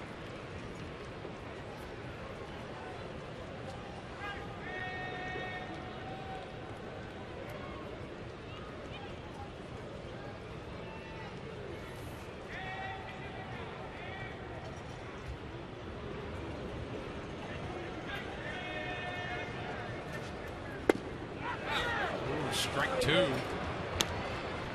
that's tough. Yeah, and that's a cutter. That's a cutter at 89, 90 miles an hour. You think you're going to get to a fastball in, it starts to cut, and you can see Kiermaier just not able to hold up.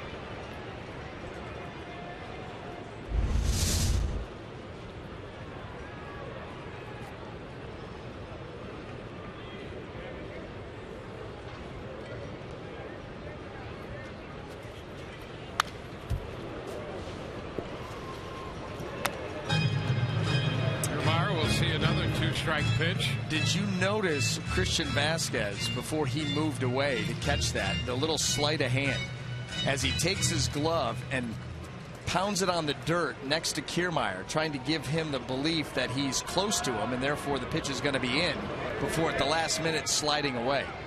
Some of the little tricks catchers will try and pull to fool a hitter. Now he is going to go in.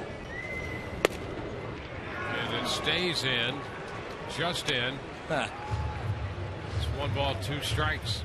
Boy, that was a good idea there by Buchholz. That ball just pulled in, I mean, a hair off. But now there's so much to do off of that. Buchholz can come back with another cutter. He can come back with a pitch that's away.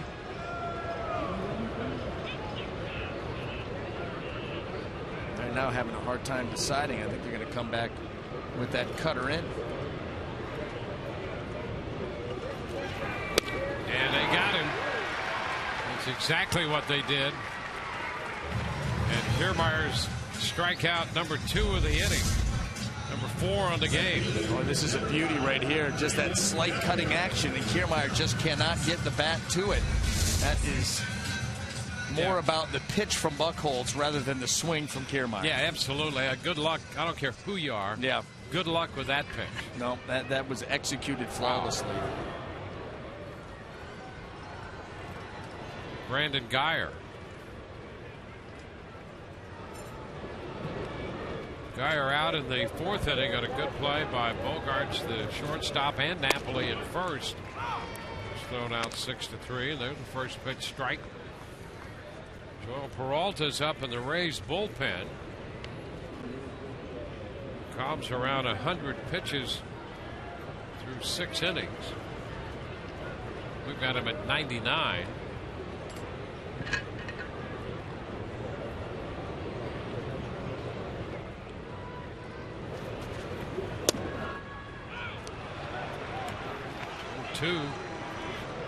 Curveball, boy. Buchholz got it all in play now. Yeah, one of two things. I mean, if he's going to make a mistake, you've got to capitalize because he's not made many. You do something to get him out of this game. I mean, and that's not going to be easy either because look at the pitch count. Yep. He is in complete control of everything. You have to work hard to manufacture something off Buchholz today. Ooh, strike 3 call. Fastball perfectly located. He strikes out the side. We're through 6, and it's 2-0 Boston.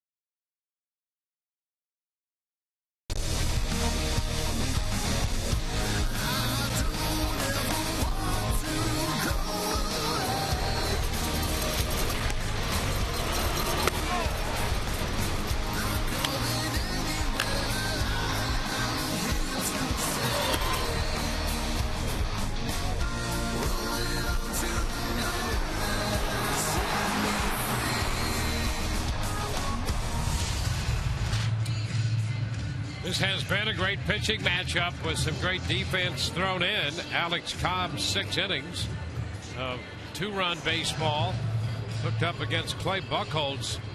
No runs and 3 hits. And boy, Buchholz is throwing the ball as well as you just can't imagine him throwing the ball much better than he did in that last inning, BA. No, he gives the leadoff hit up to Molina and then went right to work. Sean Rodriguez moving the ball around. The cutters to Kiermaier stand out. And then, of course, Brandon Guyer cutter. That last fastball to close him out was absolute thing of beauty for a heater away. 1-0 to Middlebrook, skied to right. Joyce is in front of the track and makes the catch. As promised earlier, we have the AT&T fan photo of the game. Be sure to tweet your photo to #SunSportsFanPhoto for a chance to be shown in an upcoming game broadcast. Brought to you by AT&T.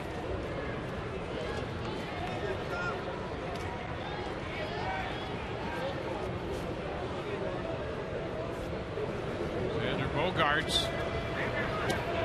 It's the pitch and it's down. 1 ball, no strikes. Bogarts scored the first run of the game. It was unearned.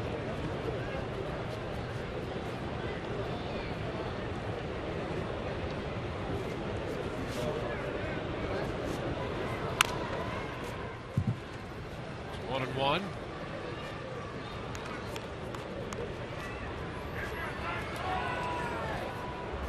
Run support for Cobb so far. Trying to hold the Red Sox in the 7th. Braves with 3 shots left. But breaking ball pretty close right there. 2-1.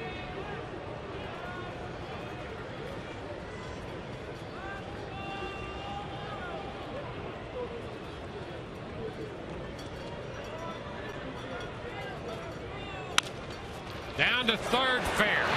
Past the diving Longoria into the corner. Extra bases for Bogarts. It's his 2nd hit today, so just back off the concussion DL, and he had struggled before going on the disabled list, but 2 for 3 today.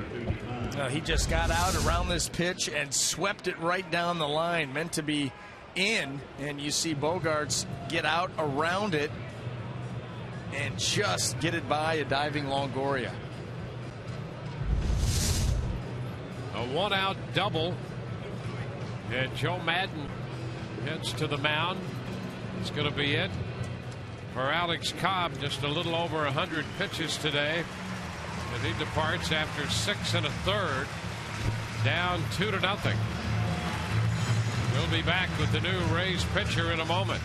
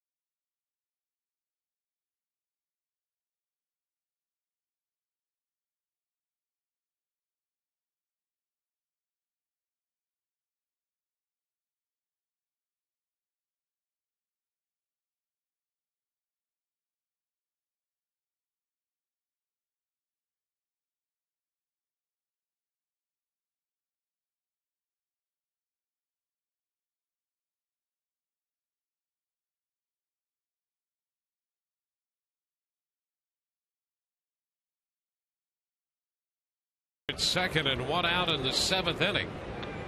6 1/3, 105 pitches for Cobb. Christian Vasquez will be the hitter facing Peralta. Well on for the 59th time. And the pitch is a strike. Vasquez singled in the first run of the game. He took a changeup into right field and chased home Bogaerts in the 3rd. One of the things the Red Sox have been encouraged, number one, they like Vasquez behind the plate. He's done a nice job, but offensively he shortened his stroke and will take the ball the other way.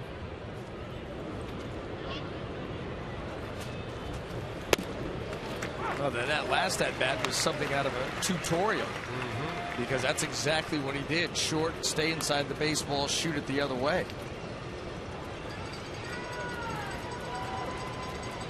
You know, guys that can do that consistently, it's so difficult to pitch to. You can pitch him in, but you've got to get it in there. You cannot miss. You miss, they have that chance to fight it off. Look at what Derek Jeter has done with that idea. Foul ball. Well, you can extend at bats that way, and you know, if you're a young catcher and you're not going to hit a ton of home runs, but you do a pretty nice job behind the plate, and that's what they're thinking about Vasquez. I think this guy could catch for them for a while. If he can do that and be serviceable offensively, have good at bats, take the ball the other way, I mean, that's the makings of a pretty good big league career for a catcher.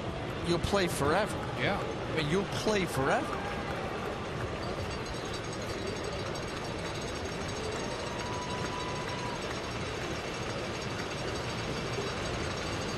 Count on him.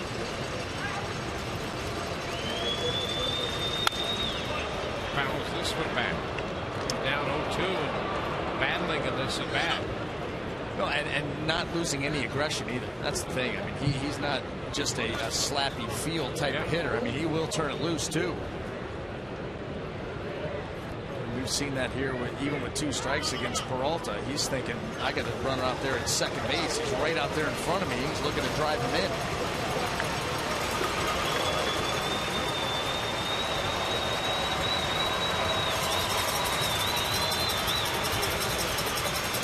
Bogaerts the runner. 1 out. 2 strikes the count on Vasquez.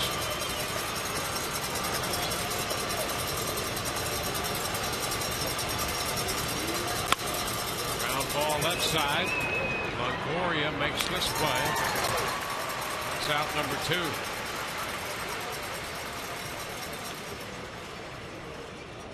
They made contact out in front of the split. Grounds out to third base. Back around to the top of the order. Brock Holt. For those about to rock. How about this bobblehead? Rock out with Longo Saturday, September 6th during 80s Day at Tropicana Field. The Rays take on the Orioles, and the first 20,000 fans receive an Evan Longoria 80s hairband bobblehead. For tickets, visit RaysBaseball.com or call 888-FAN-RAYS. I've seen him in concert. That guy. Hey, I'm going to tell you. Now that might be a very interesting bobblehead. That has a chance to be one of the top bobbleheads. 80s hairbands. Yeah. They don't get much better. They really don't get much better. Jamming out to Hair Nation on the way into that. There you go. Yeah. Talk about collectible. There you go. Not a gnome. Going to be close.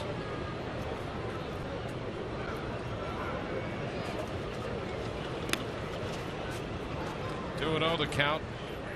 Brock Holt.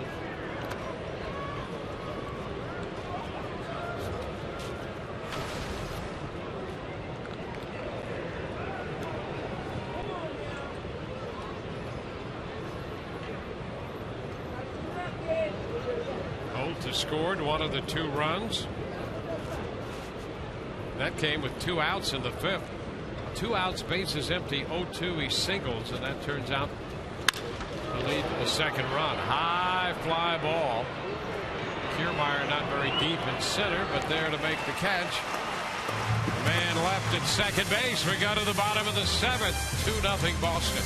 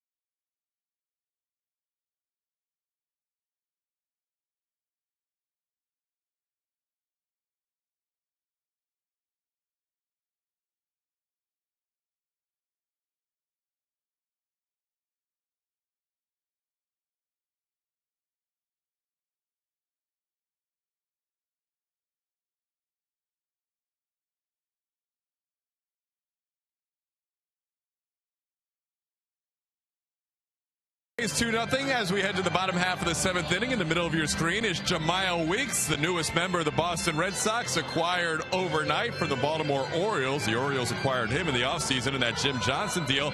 But Weeks, in our Chevy storyline, in our divisional storyline, acquired in exchange one of the two guys brought back for Kelly Johnson. Alejandro De Aza is also traded to the Baltimore Orioles, so the Orioles looking for some more depth on their team and a few lefty sticks. Pick up De Aza and Johnson on the same day. De Aza from the White Sox. And guys, look at that note on Kelly Johnson. Since September of 2012, when he finished out that season with the Toronto Blue Jays, last year with the Rays, now Kelly has played on all 5 AL East teams. When he suits up for the Orioles, he'll be active tomorrow. All part of the Kelly Johnson American League Eastern Division Tour. And he will now complete that tour. Evan Longoria's band opened up for them. How about that? That is crazy. That's pretty cool. That really is cool. You know, it's nice to be wanted. I mean, right? Yeah. Everybody in divisions had to look at you. And you know, he's a left-handed bat. Everybody gets him and they go, hey, you know, this guy, his name's Johnson, Kelly Johnson. They're looking for a Dan Johnson moment, maybe. Left-handed bat with some pop. Who knows? Catch you napping and lose one. You're right. Trying to shore up here for the final month. On to the bottom of the 7th. The Rays trying to figure out Clay Buchholz, who has been very good. So it's Joyce, Longoria, and Loney, heart of the order. 2-0 ball game. Matt has one of the 3 hits given up by Buchholz. He doubled with 2 outs in the 4th. So time to make a move for the Rays. Trail Alex Cobb charged with 2 runs, 1 earned, and 6 1/3, 7 hits. 6 strikeouts for Cobb today. Walk. Brad Boxberger up in the Rays bullpen. 2 strikes the count to Matt Joyce.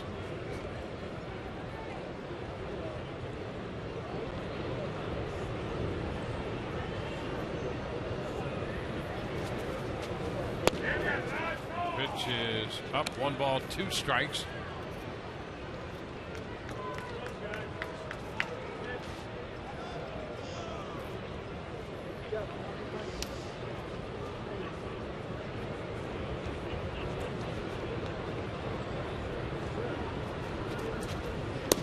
2 is down. Joyce with the count square. Evan on deck.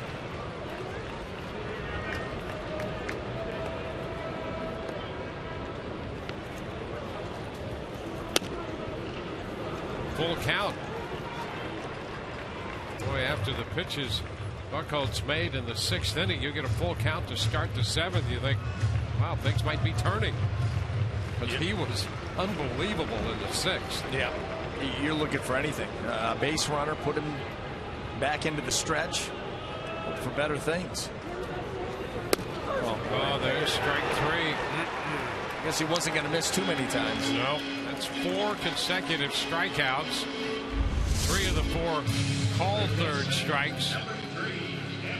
I mean, that just you just cannot place that any better. You know, Matt Joyce fell down early, able to battle back to full, and then just a perfectly located fastball in the inside corner, and there's just nothing he could do. And that full count to Joyce was the first 3-ball count of the day for Buchholz. Outside and low to Longoria. It's 1-0.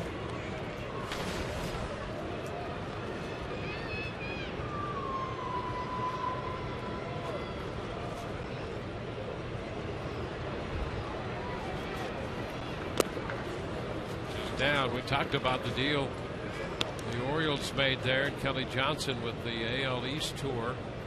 The Orioles have scored 7 runs in the 6th and lead 11-2. And speaking of deals, how about this one? Adam Dunn goes to the Oakland A's. Boy, Oakland looking for some help now. Yeah, they're taking it on the chin from the Angels. And the Angels, what, that division leads now 3? 4. Yeah, okay. They've lost 3 in a row. Wow. And 6 out of 10. They've fallen 4 games behind the Angels in the AL West. Yeah, and that's going to be quite the race coming down the stretch, because the way that the playoffs are set up now, you do not. I mean, you want to make the playoffs, but you want to win the division. And that way you're guaranteed a series that you make it in as a wild card. It's a coin flip. You got a 1-game shot at it. And Oakland has been in control of this division for the majority of the season. Angels have been hanging around, and now have jumped up by 4 games. And you know what? Seattle, pretty solid too with their pitching. Although you feel like they're obviously more inclined for the wild card at this point. Here's another full count. 2 in a row.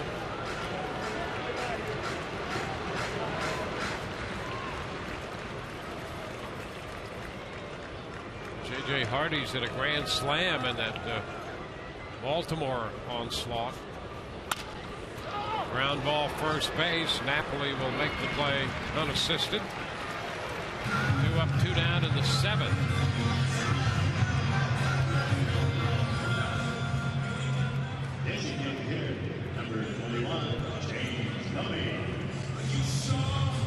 Nelson Cruz also homered earlier in that game, his 35th of the year.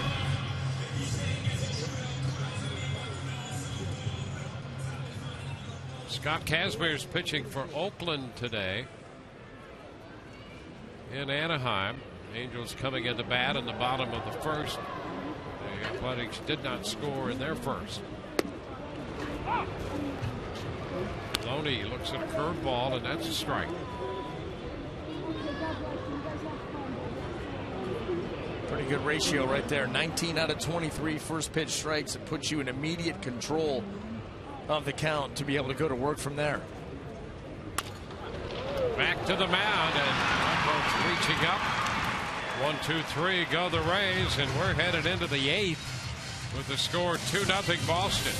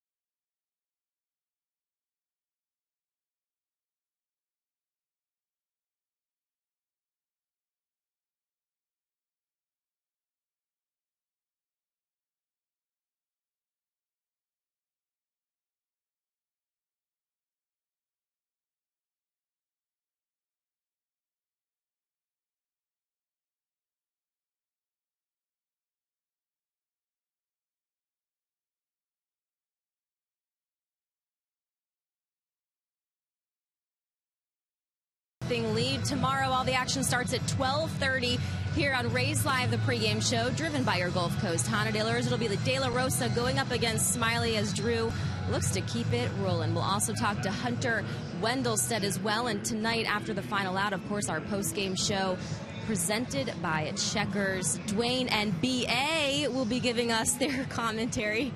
Todd and Orestes will be steering the ship as always. They do such a great job, and I'll be in the clubhouse gathering those interviews. Thank you, Kelly. Appreciate it, Kel.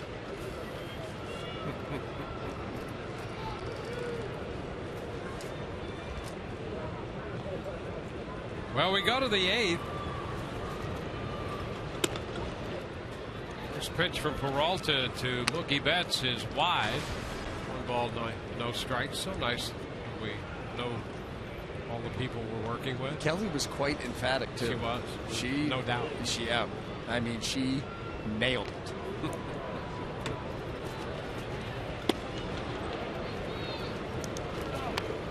Two 2-0 count.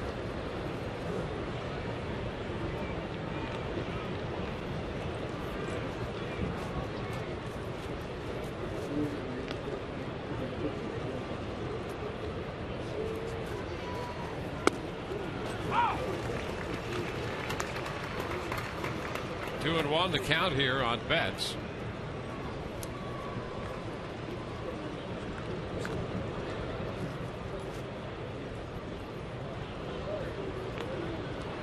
It's Grant Balfour busy up the right field line. A strike on the outside corner to Betts.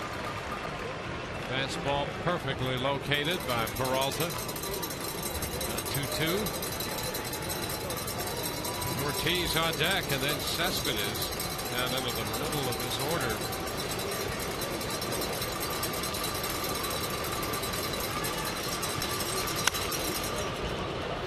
Let's bounce it back. It'll be interesting for the Red Sox to watch Mookie Betts play for the rest of the year. He's got some speed and showing some quickness with the bat.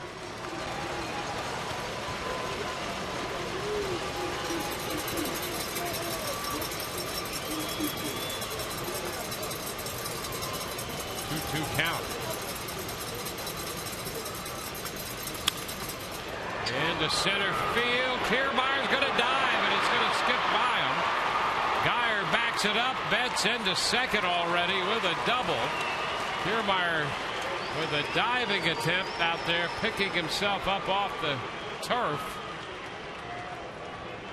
A double for Betts. Tell you what, you start to wonder.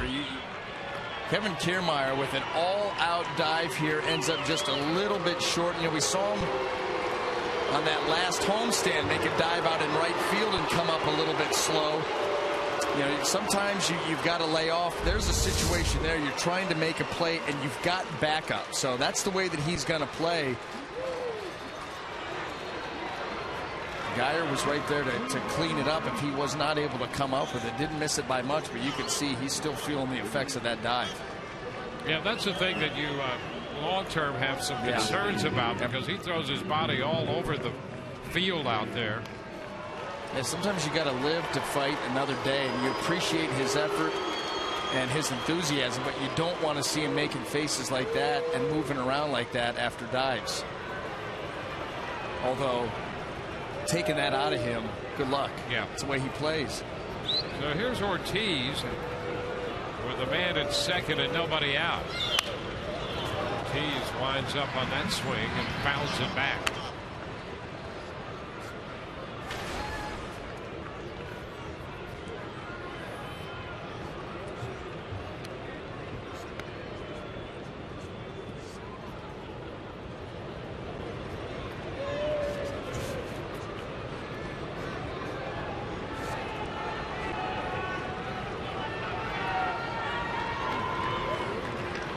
He's walked in the first. He's grounded out and struck out. Facing Peralta here.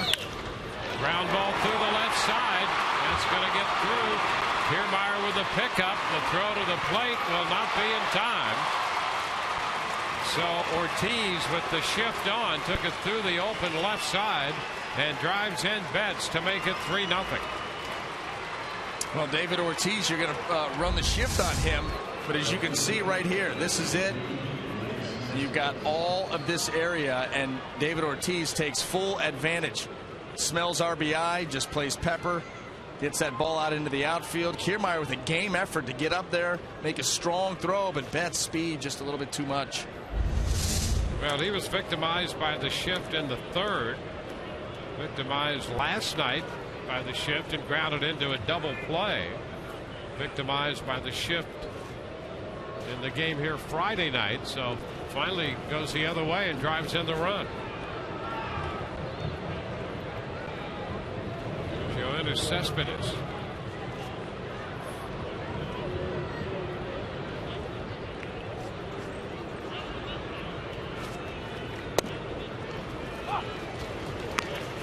Strike to Cespedes. Singled in the fourth.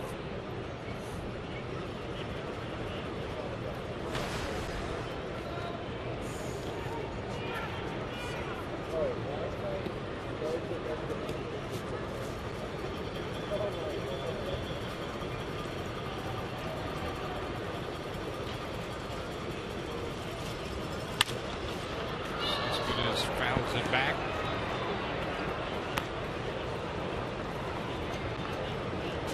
Boston scored an unearned run in the third. They got another run in the fifth. Both those charged to Cobb. 2 runs, 1 earned, and 6 1/3. And now a run off Peralta here in the 8th.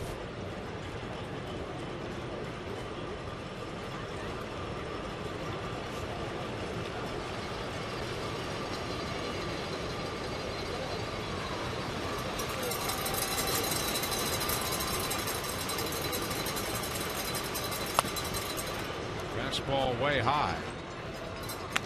Ball 2 strikes. Smiley will pitch the game tomorrow. Day game again against Boston. Then the Blue Jays come in.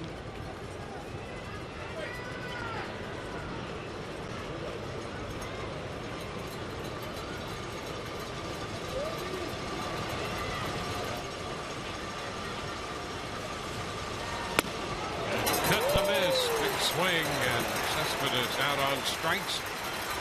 That's the fastball. This is the risk you run when you're not willing to cut down on your swing and you get big and long. You see that powerful swing by Cespedes, but you open yourself up to being beat in different areas of the strike zone. That one right there was a fastball, little elevation. That's going to end Peralta's afternoon. Gives up a couple of hits and a run. Responsible for a man on as he departs, and we'll be back in a moment.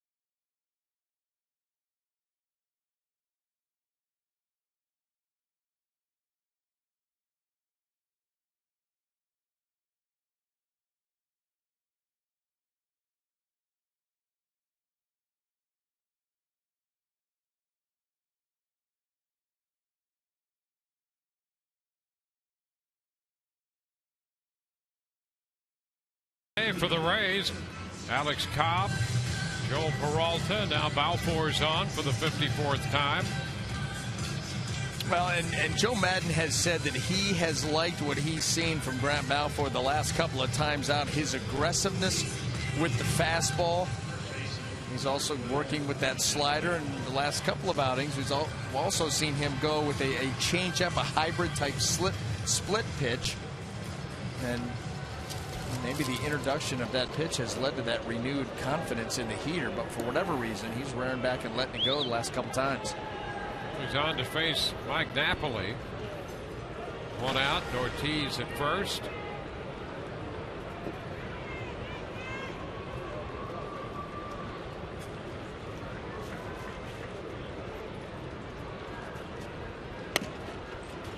The pitch is a strike.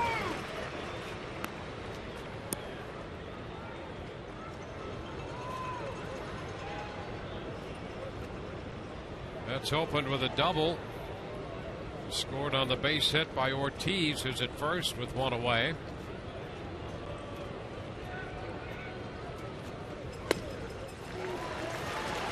Cut 0-2. And I'm going to tell you right now, you know that Grant Balfour is feeling frisky with his fastball, going after Napoli with it like that. Napoli wants to sit back, wants to take a rip at that heater, and Balfour is saying, here it is, what can you do with it? So far, nothing.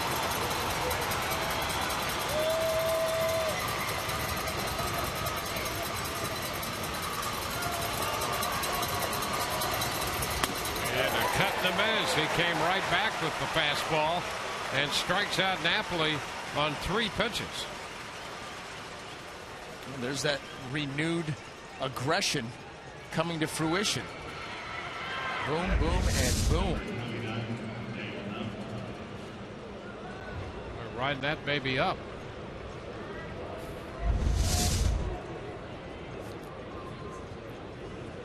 Here's Daniel Nava.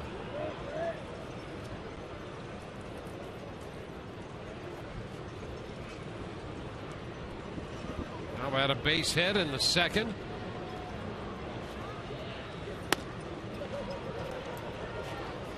All those strikes.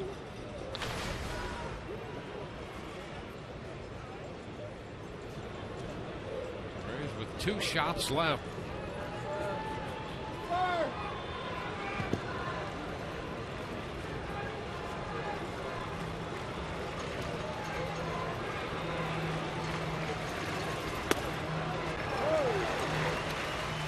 One and one.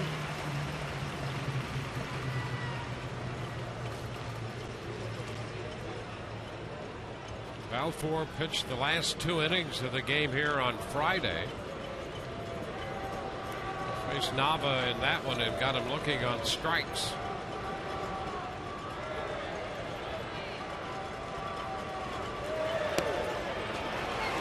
Looks at this one for strike 2. It's a ball and 2 strikes. You know, even the way that Grant's going about his business here, very business-like, definitive in his pitch selection and throwing with authority, not shying away, not nibbling, attacking.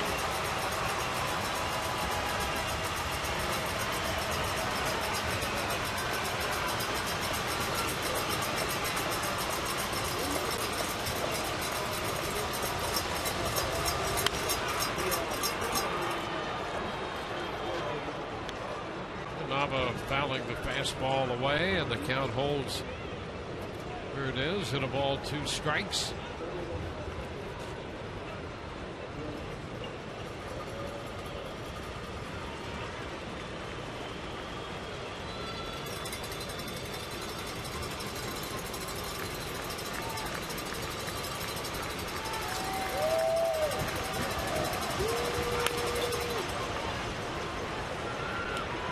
Escobar making the play.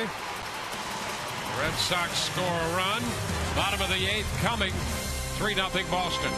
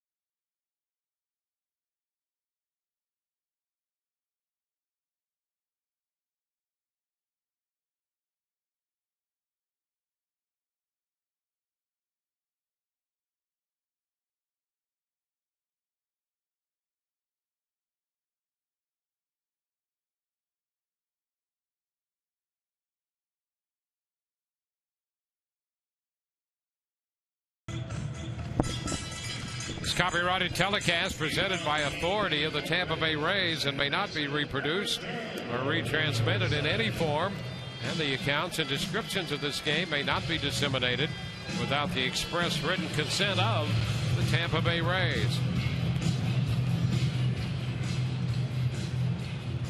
Grant Balfour in to get the final 2 outs in the top half of the 8th, so we go to the Rays half. It's now a 3-run deficit as they face Clay Buchholz. Buchholz has made only 78 pitches through 7 innings.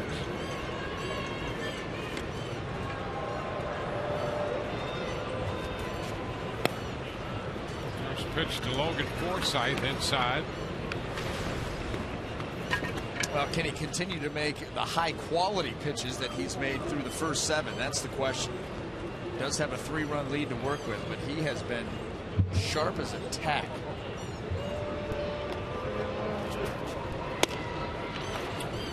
Ball 2, 2-0. We had a couple of full counts in the 7th inning to Joyce and Longoria. The first time he's gone to a 3-ball count today. Kirby Yates busy in the bullpen up the right field line. That's a strike, 2-1. Blue Jays beat the Yankees 4-3, and Brett Gardner just missed hitting for the cycle.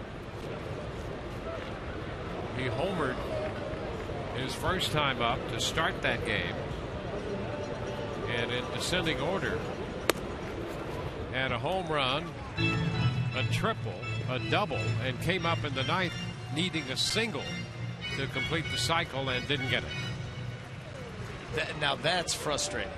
Hard enough to get the cycle.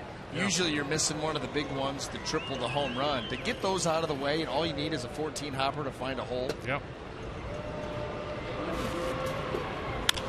Fly ball into right. Nava preparing to make the catch, 1 away.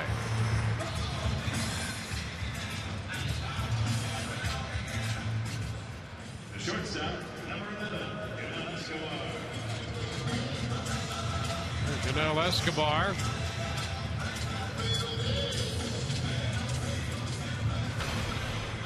Go for 2.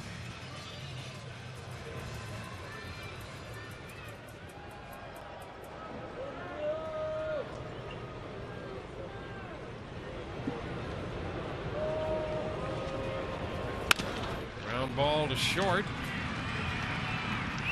Bogarts throws out Escobar. 2 up, 2 down. Running out of outs. Well, to this point, Buchholz has given up 3 hits, has not walked anybody, threw a double play ball in there. So he's faced only 2 men over the minimum to this point. You know, this was a guy that came into this start. He threw well his last start, pitched into the 9th inning, 3 earned runs, no decision. But prior to that, I mean, it had been a struggle. You know, back on July the 13th, he had a shutout, 3-hit shutout against the Astros. His next start from that point until today, he was 1-3 with a 6.3 over his last 8 starts. And even worse against the American League East. 8 starts against the East, 1-5 with a 7.31. You wouldn't even believe those numbers the way that you've seen him today. And this is how the Rays have seen him in the last number of starts. And Molina quickly down in the count. 2 strikes. 2 starts against the Rays last year. 2-0, 13 innings total, 5 hits, 17 strikeouts. Not an earned run given up.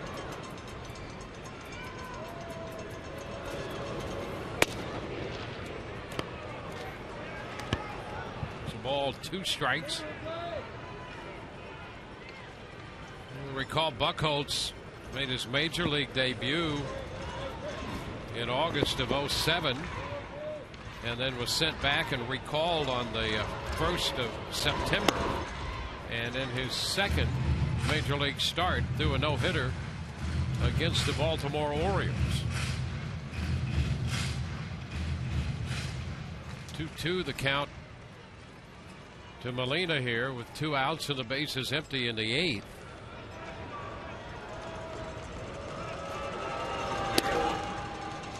Oh, the count is full. Last couple of pitches, Buchholz trying a little bit too hard. Overthrowing just a touch. He's been staying really mechanically sound in his delivery towards home plate, but these last 2 trying to make a statement to finish off this inning. He's kind of yanked a couple pitches.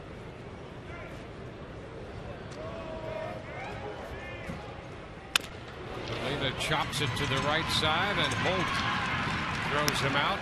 The Rays are up and down 1, 2, 3. That's 9 in a row retired by Buchholz. 3-0 Boston.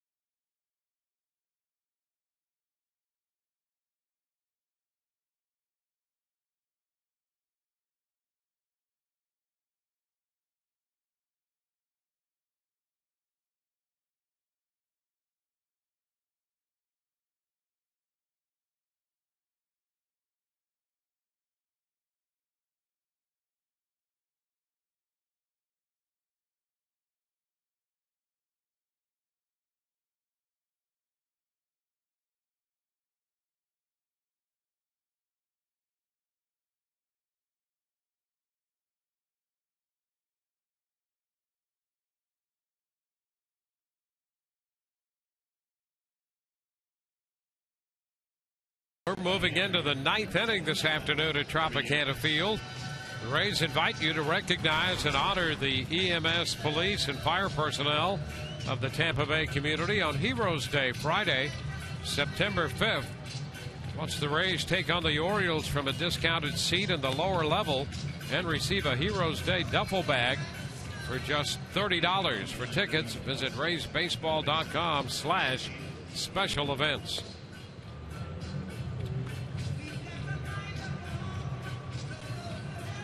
Kirby Yates follows Grant Balfour. Kirby on for the 30th time. 0-2 with a .341 earned run average. So the strikeout numbers, 34 in 29 innings, so capable of getting that. And for the time being, the holder of the bullpen bag. See how that all goes down. Rays will be expanding their roster here with September.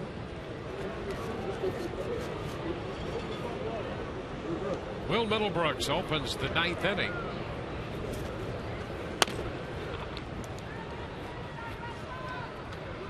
I don't know. Apparently some members, according to Todd. There's Koji Uehara throwing in the bullpen. Todd checking out that some of the bullpen members don't want the September call-ups to apply to the responsibility of taking care of that bullpen backpack. Yeah, and I can't speak for the Rays bullpen or what their plan of action or course of action is. I know just from prior experiences that when you came up in September, you got handed the odd jobs. Todd has done some more legwork on this story. Todd, what do you have from the scene? Well, I think there's a little wink down there. I think they just wanted Yates to believe he still had it, since we were doing the report right in front of him. But I have a feeling it's going to be Geltz's bag tomorrow. We'll see. Some speculation and analysis on the part of our correspondent Todd Callis. There's a fly ball center field, and Kiermaier is there to make the catch. And the only thing that would have made that hit by Todd better was if he did it as if he was just off the 18th green at Augusta. Because he is down in the bullpen. Yeah, that's right. Don't want to disturb anyone down there. We're locked into this game. Tight game. There it is, right next to the ball bag. The bag in question. I don't think I need to telestrate. Bogarts looking at a strike. I kind of like the color of that bag. I guess you do. Yep. You have adorned yourself in a lighter shade of that color. If I wore the bag in from the bullpen, you wouldn't even know. You would just think that I had a large hump on my back. What hump? Well, 1-1 the count.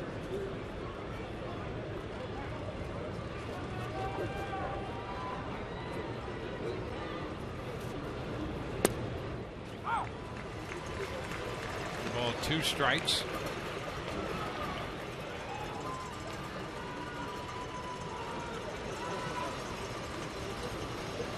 The Rays right now down by 3. They'll have Rodriguez, Kiermaier, and Geyer due up in the bottom of the 9th. It's out on strikes. Fastball takes care of him. 2 up, 2 down. Well, powering this fastball right through the zone. Kirby Yates, we talked about 34 strikeouts, 29 innings. Now make it 35 and 29 and 2/3. Anytime you could come out of that bullpen and have that strikeout rate greater than per inning, that's a bonus. The ability to throw strikes and miss bats. Vasquez fouls it back. There's a strike. Something that man has been doing all afternoon. Clay Buchholz has given up just 3 hits and not except on Joyce's double. Not a man passed first except Joyce. Only 1 man at second. 2 the count.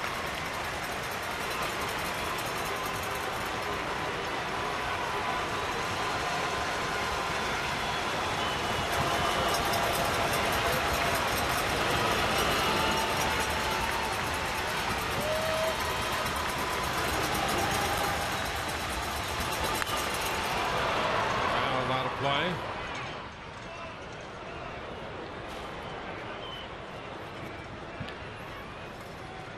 Cobb 6 1/3, 2 runs, 1 earned. Peralta 1 inning, 1 run. Balfour 2/3 of an inning, and now Yates. Remember Yates 2 outs into the 9th.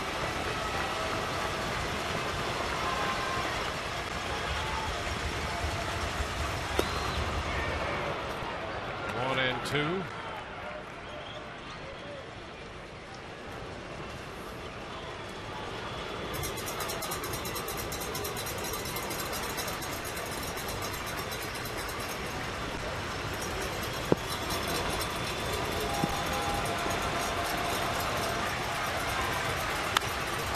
Pop to the right side. That's going to carry into the stands. We'll see another pitch here in the top of the 9th.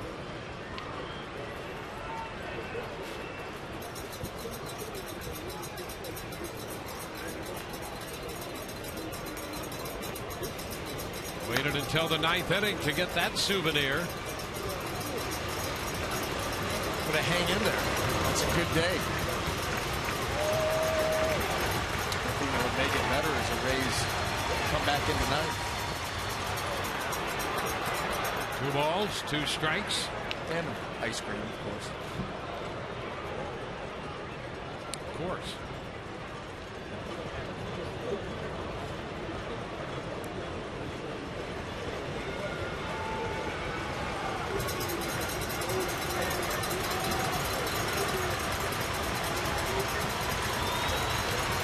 Strike 3 call. Vasquez caught looking. 2 strikeouts for Yates. 10 strikeouts for the Rays today. Bottom of the 9th coming up.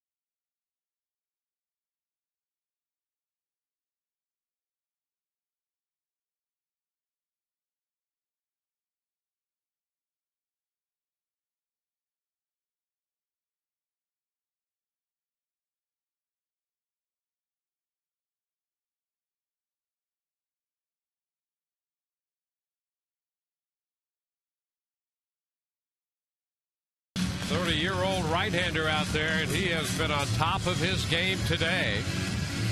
Buchholz has retired his last 9 hitters to face him, 13 of the last 14. Giving up just 3 hits and has faced only 2 men over the minimum. Sean Rodriguez will lead off the 9th against him. Kiermaier due next, and then Geyer.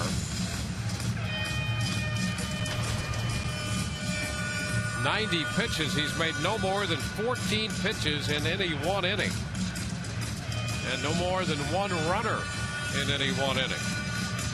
Yeah, it's been the consistency of the outing. He's been great, no question about it. But that 14 pitches as an inning high,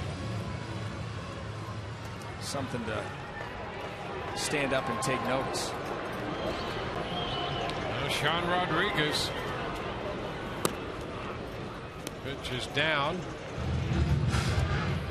Sean popped out to the shortstop Bogaerts in shallow left in the 3rd, and was caught looking on a pitch, fastball up and away in the 6th.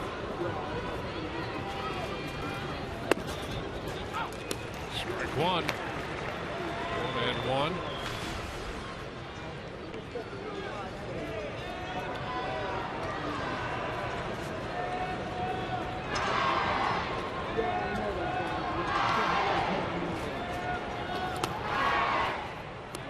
Buchholz started this game by throwing the first 15 pitches for strikes and has not let up since then.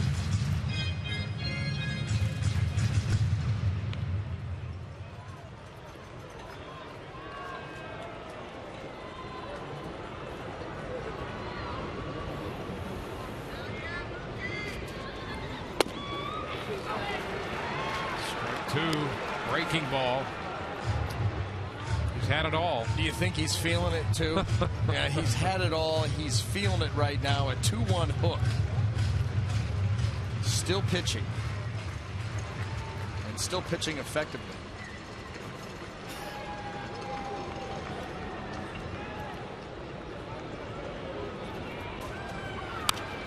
Pitch popped up foul. That will carry right back out of play.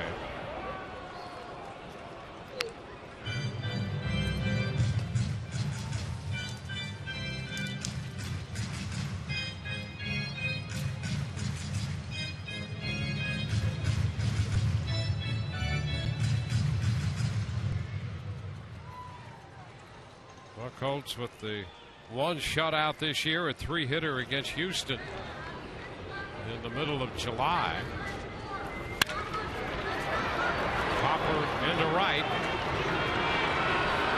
Nava makes the catch, and that's the first out in the Rays' half of the 9th inning. So the Rays down to their final 2 outs against Buchholz.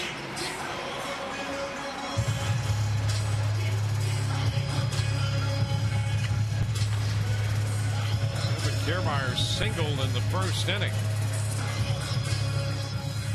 He was 1 for 3.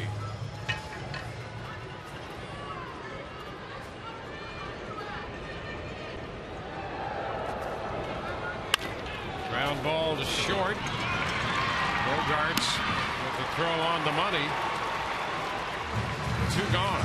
You know, and what you're starting to see too with Kiermaier at the plate are opposing defenses are starting to recognize the way that he gets out of the box, and they're not wasting any time getting rid of ground balls, getting the base hits into the outfield, and getting them in as quick as possible because of his penchant for making routine ground balls close and stretching singles into doubles. That's what we saw right there from Bogaerts. He's down to their last out.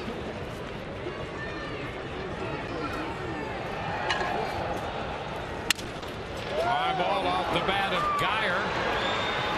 Cespedes making the catch. And what a game by Buchholz. He has shut out the Rays on 3 hits, a 1-2-3 9th inning.